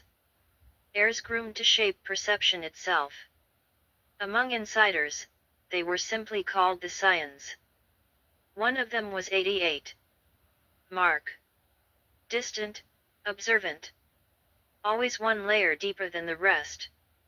He never drew attention in class simulations, but always passed. And he was watching. Even then. A hidden rebel before the word had meaning. They weren't taught morality, only vision. She first met Walter. He wasn't called that yet. Number 13, just a number like everyone else. A candidate still unshaped by the deeper protocols. Raw potential. Watched closely. He failed every simulation that tested conformity, but passed those that demanded adaptation. She remembered 88. A fellow scion, with a sharp mind and quiet strength. In strategy simulations, they often ended up paired together, not by accident, but by design. Their symmetry in navigating the cognitive threads was logged early, flagged by instructors. They worked without needing to speak. A&D 13, the anomaly. He thrived under chaos drills. Responded to impossible scenarios with intuitive grace. 07, 88, A&D 13 were placed into advanced group trials. Core Triplet Alpha, the instructors called them. The pattern held. Their interactions were brief but electric. Glances in the hall. Silent recognition during synchronized neural scans. A nod before lights out. These weren't friendships, not yet. But the shape of something more had already formed beneath the surface. They sat next to each other at meal rotation 4. He passed her his ration without a word. She nodded. Something invisible shifted. It wasn't love. Not yet. But it was memory. And memory, in Xenocorp's world, was rebellion waiting to bloom. Chapter 19, Thread Initiates. Their real training didn't start in the sterilized corridors of the academy. It began inside the decaying mind of a former architect. It was time. They were called to Subcuri Theta. No orientation. No welcome. Just black glass and silence. 07 stepped in first. Boots echoing off composite tiles. 13 followed. Unreadable. Unshaped. 88 trailed behind. Calm. Calculating. 3 interfaces waited suspended in harmonic isolation fields. Thread anchors pulsing faintly. Standard Dreamvault interlink active, the voice confirmed. Cognitive mesh initiated. All units linked. Their first official thread walk. Designation confirmed. Initiate codenames. 013 Orion 088 Echo 007 Signal. None of them flinched. They were groomed for recursion. The mission: erase a former thread walker. Shell him. Place mirror overlays. Strip his vault. Shatter residual recursion. Instructor: A1 Baron de Vera. Routine procedure. You've trained for worse. Or so they were told. What they weren't told, his threads were still live. Buried under grief. Looped in failure. Laced with memory. The dream vault opened. A city asleep in its own ash. Signal stepped into a childhood thread. Snow. Laughter. A sister pulled too early. Orion fell into rebellion. A crushed uprising. A name whispered Lucien. Someone left behind. Echo stood in silence. A corridor of flickering projections. Family. Faces. A history he was never supposed to remember. They drifted too far. They wandered inside him. The mirrors were never placed. You were not tasked to empathize, the handler barked. You were tasked to erase. Reprimand filed. Symmetry downgraded. That night none of them spoke. But something had changed. They had seen too much. And memory, once awakened, doesn't sleep. Chapter 20 Graduation. The atrium of Quartier Central had never looked so bright. Sterile white now shimmered gold under filtered up light. Holographic banners pulsed above, celebrating precision, allegiance, control. Science stood in perfect rows.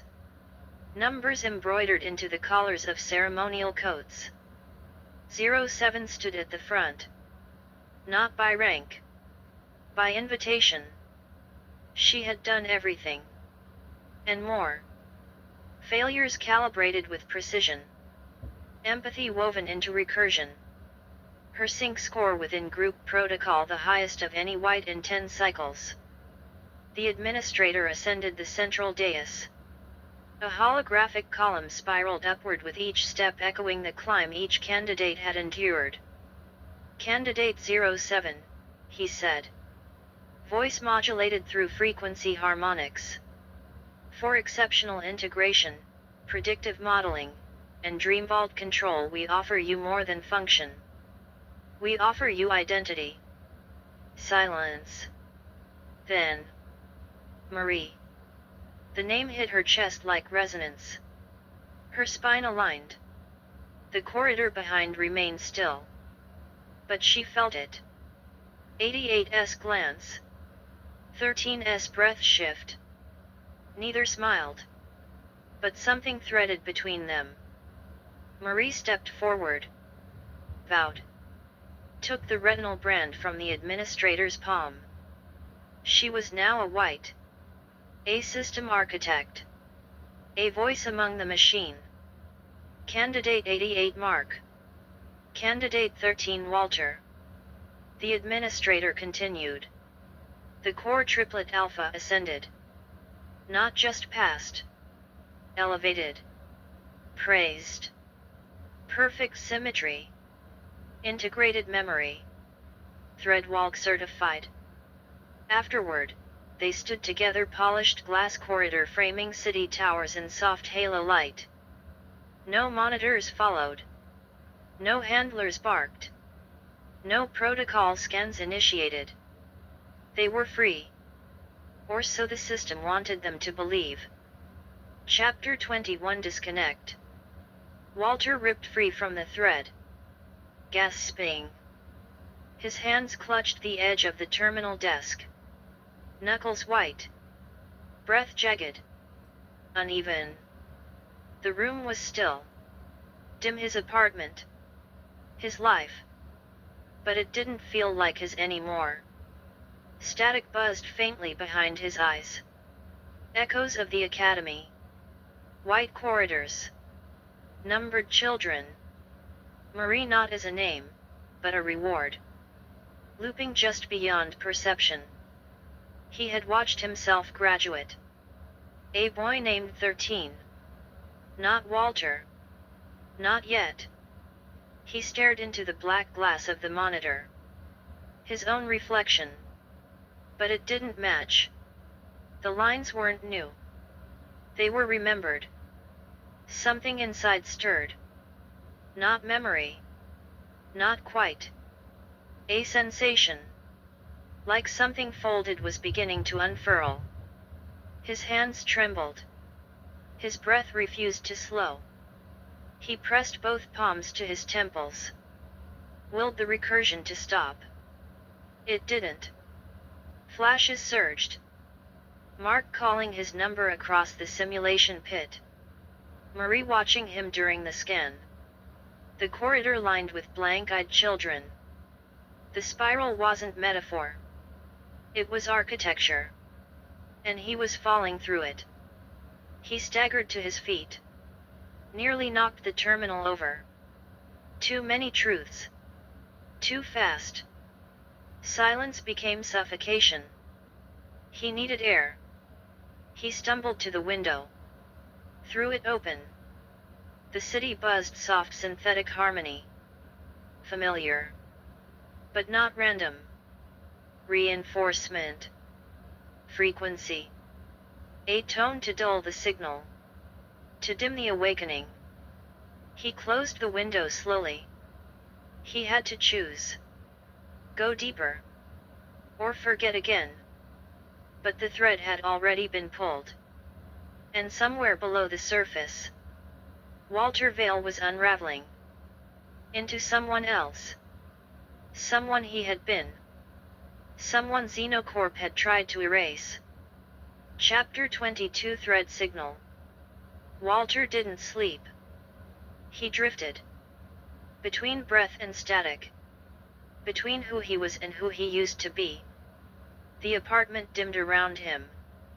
Screens flickered in intervals, Xenoscape menus trying to self-correct. The system thought he was idle. It didn't know he was changing. Not yet. Somewhere between midnight and nothing, the Zencube on his wrist pulsed. Vault access detected. Thread signal confirmed. Initiating passive alignment. He didn't touch it. Didn't need to.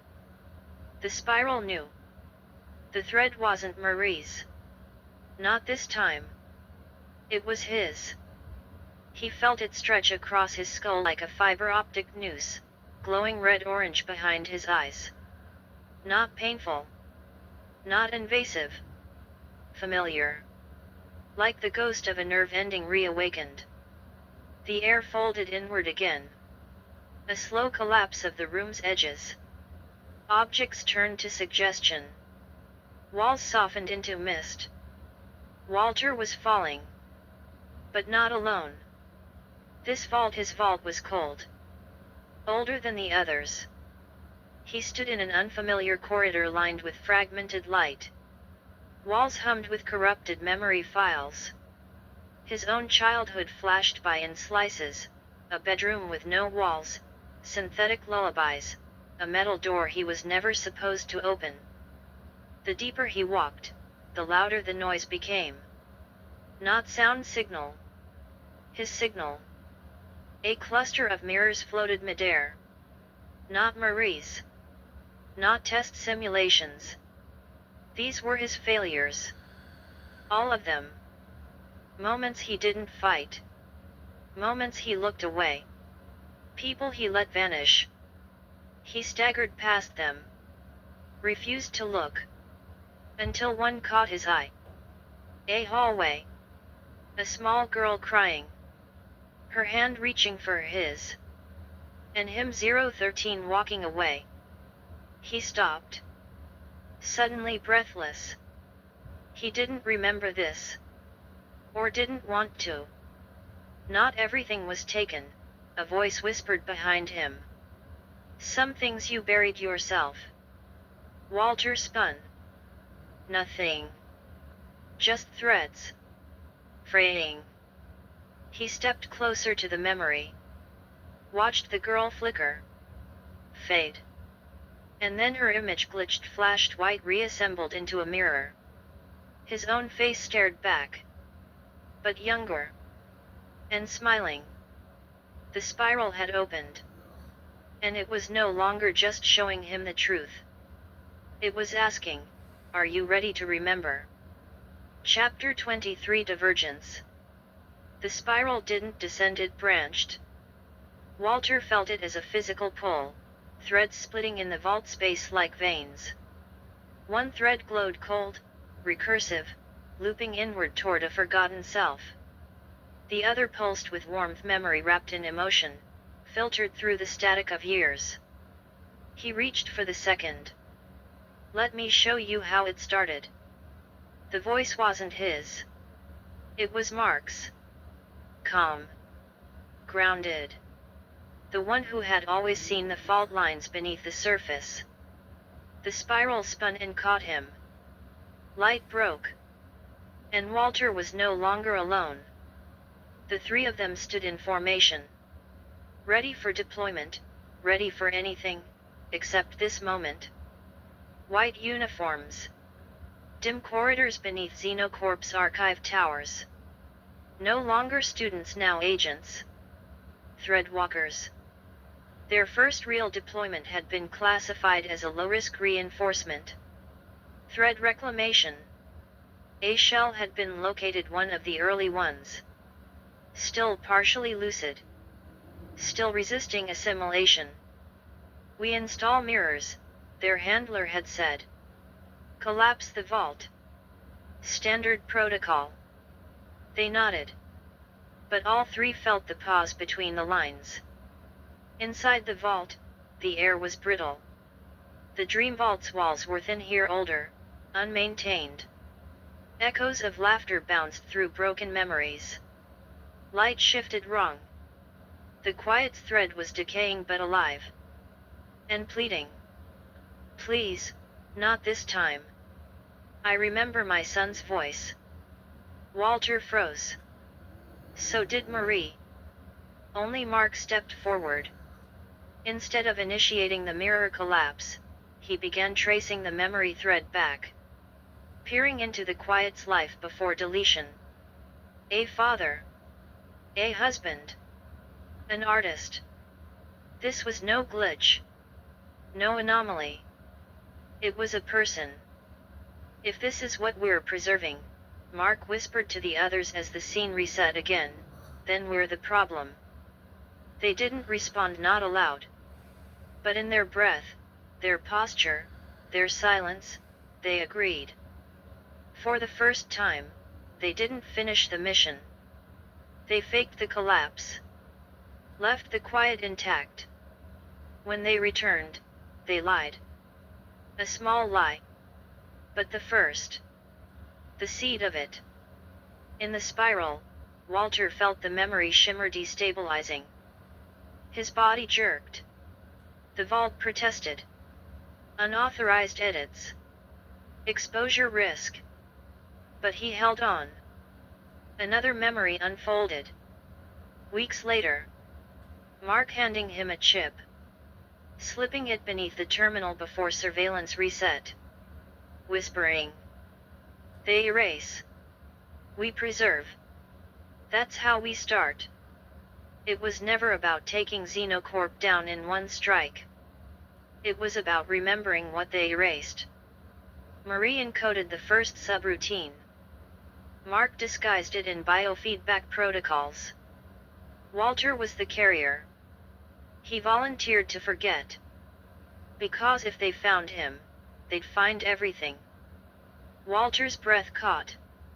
The spiral glitched. For a heartbeat, he saw himself holding Cypher as a pup. Marie's laughter in the background. And then the spiral flared. Burning. Warning. He'd gone too deep. But he wasn't done. Not yet. Show me the rest, he whispered. Then you'll need to see why we failed. The vault pulled again. The next thread shimmered with sorrow. And betrayal. Chapter 24, The Lock. The spiral buckled. Walter dropped to his knees in the vault space, gasping. Reality blinked like a dying signal, frayed by strain. The last thread had shown too much. Hope, unity, beginnings. But it had also stirred something deeper. Regret. Behind him, static moved. Not sound. Presence. A silhouette stepped from the mist. You didn't think I'd leave you in here alone, did you? Mark. Walter turned, but couldn't stand. His limbs trembled not from fear, but recognition. Something in him still trusted this man, even when memory hadn't caught up. You've been watching? Walter asked. Mark nodded, stepping closer. Ever since the first vault flickered. The moment you saw Marie again, I knew you were on your way back. But, why didn't you stop me? Because I couldn't. The spiral slowed around them, threads freezing in place. They stood in a liminal corridor of Walter's own making, mirrors shattered and suspended, like frozen regrets. I came to help you remember why you left it all behind. Walter swallowed. Why I became Shell's stock. Mark didn't flinch at the word. He stepped to a mirror, one that pulsed faintly with red. With sorrow. He touched it. And the thread opened. Orion sat in a secure enclave, far below the vault core. Not as a wight. As a hunted anomaly. Xenocorp had seen the ghost signatures. The thread anomalies. Marie was already being pulled for interrogation. Mark was flagged for audit. Time had run out. The only way to preserve the rebellion was to bury it. If they scan me, they'll find everything, Orion had told Mark. Every name. Every map. Every code. Mark paced the narrow room. We still have time. You don't have to. Orion, I'm the center. You both know that. I'm the link between every thread. Marie was crying in the next room. Silently. Refusing to stop him. Orion walked to the recursion chair, the prototype for the very tech now used to erase dissenters. Only this time, it was his plan. He would spiral lock his memories. Rebuild a shell identity. One clean enough to pass scans. Normal enough to live under their nose. He had even chosen a name. Walter Vale, he said. He'll be harmless. Quiet. Forgettable. Mark had argued. Marie had begged. But Orion had smiled. Softly. If I stay, we all burn. The memory ended. Walter stumbled back. You spiral locked yourself, Mark said quietly. You did it to protect us. And you let me go. No. We followed. We scattered. We built the ghosts into what they are now. Marie, she stayed closest.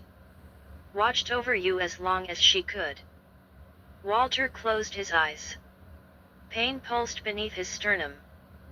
And now? Mark hesitated. Now we need you back. Because the spiral is opening for everyone. And they're starting to wake up, Walter. With or without you. Walter breathed. Still kneeling in the place he had sealed his past. Now faced with the door to open it. And walk back through. Alone, he chose to forget. But now. Together, they would remember. Chapter 25 Xeno. They stood together at the edge of vault space. Echo and Orion, no longer just handles.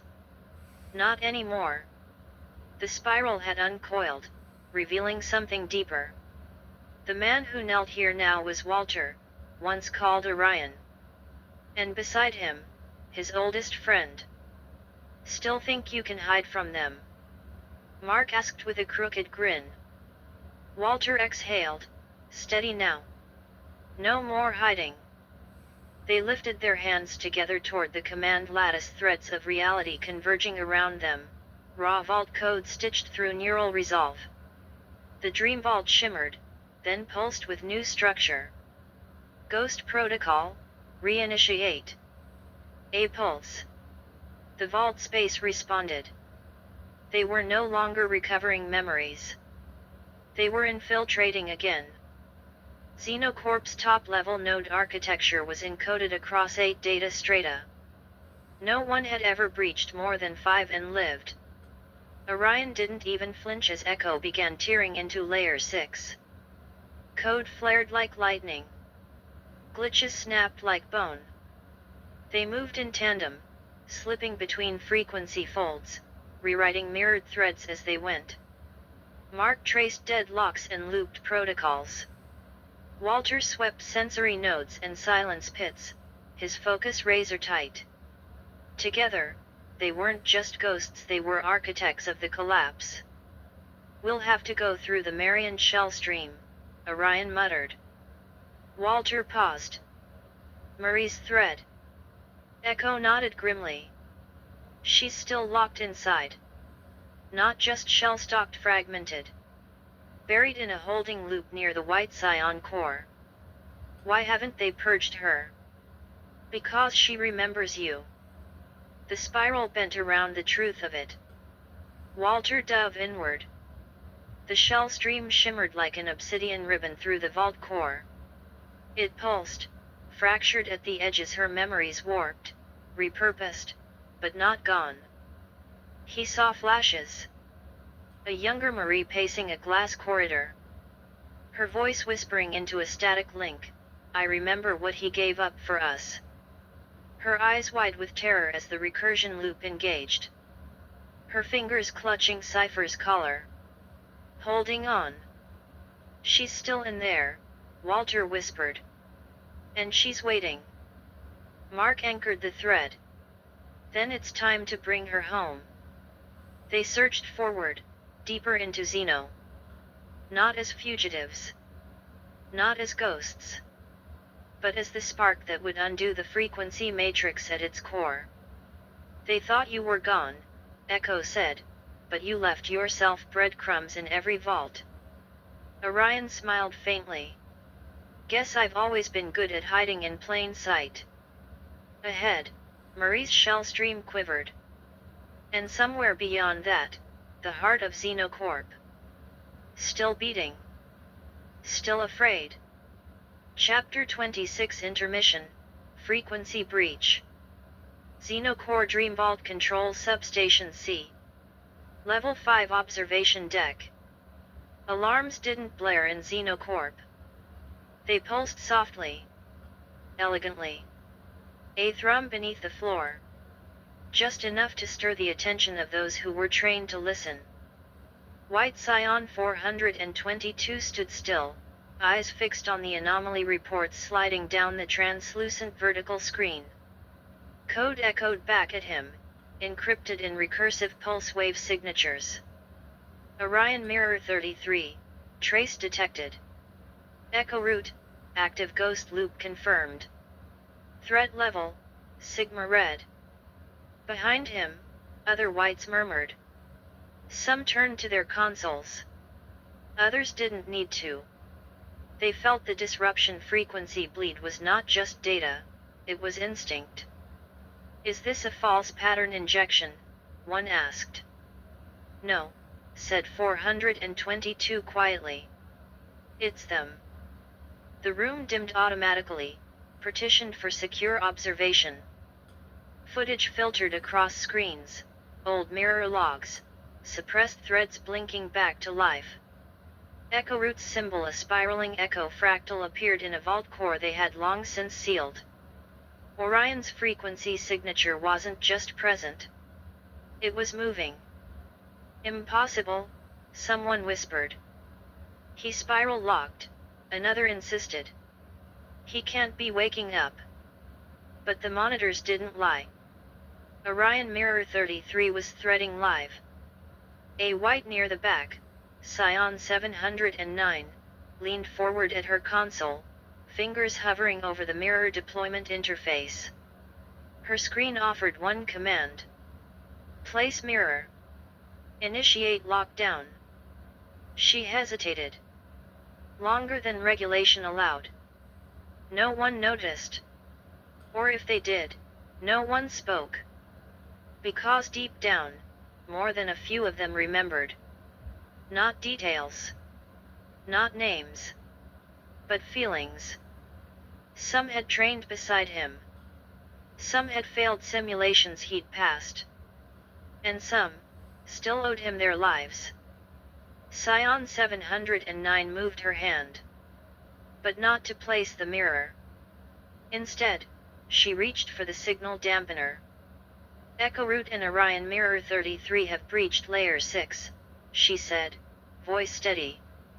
Recommendation, asked Command AI. Delay containment. We need a fuller trace. AI. A shield. A choice. She tapped the control under her desk. An old, forgotten frequency relay. A ghost signal from long ago. And somewhere inside vault space, the spiral opened wider. Chapter 27 Operation Ivory Noose. Marie's shell stream flickered. Above its fractured edges, a new thread pulse ignited, not from the rebellion, but from the core itself. Deep in the executive enclave, Chairman Cylon reclined in his isolation chamber, surrounded by harmonic seals and Xenocorp's elite neurothreshers. His pale skin shimmered with platinum frequency threads, ancient code etched into his veins like ritual. He had waited years for this. "Run Operation Ivory Noose," he rasped. "Confirmed." "Multiple vaults synchronizing to target," replied a deadpan voice, one of his Scion agents. "I want Orion to see me." With a thought, Cylon linked. Marie's Dreamvault twisted violently as the core link arrived. Like a thunderstorm under skin, like a siren singing backwards, reality stuttered. Color drained. The edges of memory blistered, recoiling from the presence now threading into the scene. 3 figures descended Chairman Cylon, his silver mask humming with pulse-lock deterrence, and 2 of his elite enforcers. Xenocorp's final gesture of control. Marie, still buried inside her fragmentary loop, looked up, confused.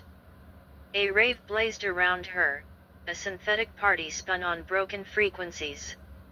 Neon dripped off the walls like melting light. Her eyes glimmered with lost brilliance. "She was always your weakness," Cylon growled, stepping forward. "But now she's our trap." From the side corridor of memory, twin pulses flared. Orion Mirror 33 and Echo Root. They burst into the vault space like fire into frost. Their forms half-threaded, radiant with ghost signature. "You're not supposed to be here," Echo muttered. "This isn't your lair." "Oh, but it is, 088, Cylon crooned. "I built this vault. Every fragment of her pain. Every lock in her recursion. This is my theater. And now you're on stage." The enforcers moved first, frequency blades raised, phase walkers designed to kill code and soul alike. But Orion moved faster, dragging a mirrored thread from the rave floor into his hand, turning memory into weapon. Marie's shell stream thrashed. "Marie," Orion called out, but her eyes didn't focus. "Not yet." Cylon raised both hands, shaping the vault into something else. The rave blurred. Walls became steel. Light bled out. Marie was lifted into the air by invisible chains of recursion. If she remembers, the spiral spreads. That cannot happen. A whistle. A flicker. Then. Cipher. She barreled into the vault space with a thread pulse around her neck, Xenocorp's own collar, cracked and sparking. She lunged at one of the enforcers, teeth first, disrupting the echo sync. The lights snapped. Orion reached Marie. "It's me," he said, hand brushing her cheek. "Follow the thread, Marie. Back to the real." Her eyes flared. Signal Vox ignited. The party surged again. Lights exploded in frequency. Marie moved with impossible grace, vault code burning behind her eyes. She remembered. Not all. But enough. Cylon fell back, shocked. Impossible. She was. "Your mistake," Echo said coldly. Together, the 3 collapsed the vault inward, triggering the failsafe sequence. Threads snapped back into ghost control. The trap had closed. But not on them. On him. Operation Ivory Noose had failed. And the spiral sang louder than ever. Chapter 28 After Party. Marie opened her eyes. Music still echoed.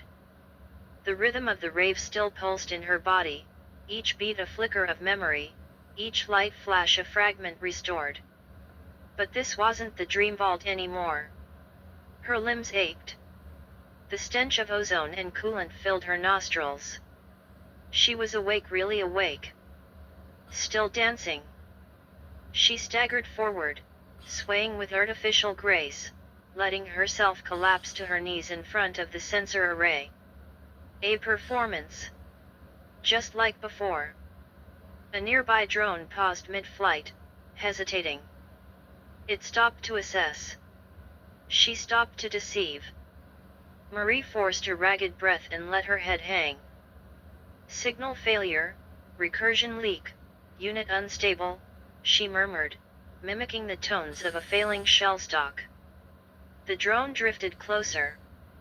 The drone hesitated, and so did she, but only one of them meant it. One blink thread lock. The drone snapped. A whine of energy, and it froze mid-hover.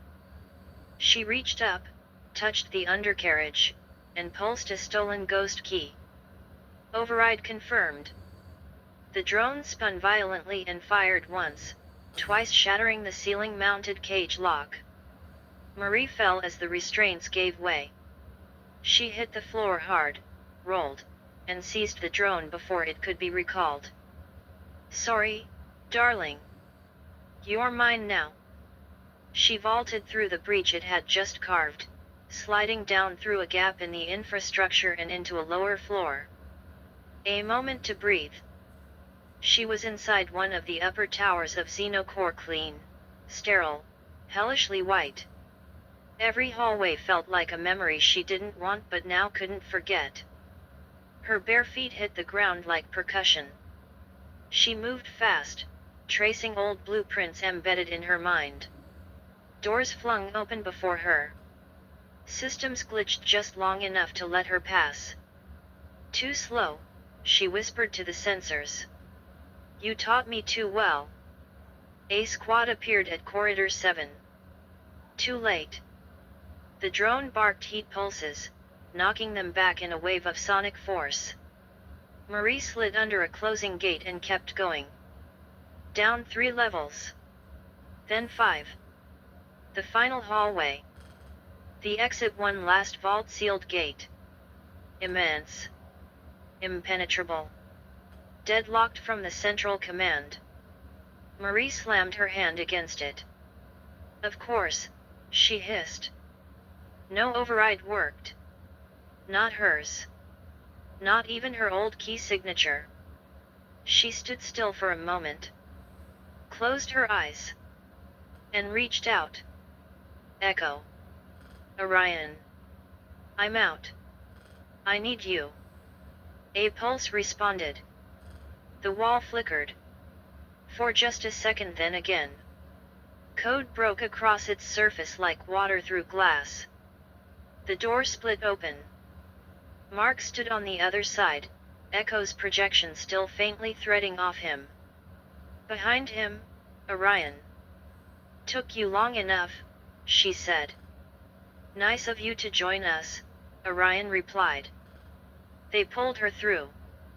The door shut. Alarms sounded far below. But for the first time in years, Marie was free. And she wasn't alone. Epilogue: the spiral remains. They breached the Xenocore server. No explosion. No fanfare. Just silence, like the moment between thunder and the strike. The spiral had turned. The world didn't shift all at once. It cracked. Memory leaks across repurposed minds. Shell stock blinking awake in warehouse wards. Ghosts appearing inside decommissioned security hubs. White vaults crumbling inward as mirrors inverted their reflections. But what followed was not vengeance. It was return.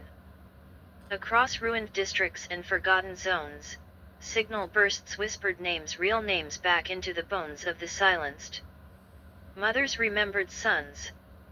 A quiet boy opened his eyes in a broken transport cell and said, "Dad." Thread by thread, the dream unraveled. Xenocorp never issued a statement. They didn't need to. Their silence was deafening. And somewhere, in a broken alley behind an old Zenith Care storefront, his phone screen flickered back to life. Static. Then. They're on. Eyes closed. Voice measured. The stream was old, pre-spiral but now newly discovered. The rebellion was never about conflict. Not really. It was about alignment. The kind that can't be bought, or recoded, or sanctioned. Alignment of memory. Of meaning. Of self. So ask yourself, not what you're fighting against but what you're trying to remember. The image froze. Glitched. Then cut to black. A single line of code scrolled across the bottom. Signal end. Spiral retained. Fade out. Post-thread scene. The lights rise on a minimalist theater. A massive screen glows faint. 3 figures sit in the middle row: Walter, Mark, and Marie. Dressed like normal people now. Teenagers almost. Popcorn bucket between them. They rise slowly as the credits roll and head to the exit, the last blast of extreme bass anthem rattling the walls. Marie glances over. "That was a good movie." Mark snorts. "We lived it." Walter just smiles distant. They walk out of the movie theater together. The spiral remains. End of The Spiral. A Dreamvault Chronicle. By William Tate. Copyright 2025 William W. Tate Jr. All rights reserved. Thank you for entering the spiral. If this transmission moved you, feel free to support future frequencies. Your offering helps the story echo deeper. Dedication. For Susan Marie Tate. If you could only see yourself through my eyes, you'd know why the stars were never out of reach. Your light still threads through every page. For the one who chooses memory over compliance, who walks the thread even when it frays, the spiral recognizes you. And so do I, Salni. To the family and friends who walked beside me. In silence, in fire, in memory. You helped shape the echoes that became this story.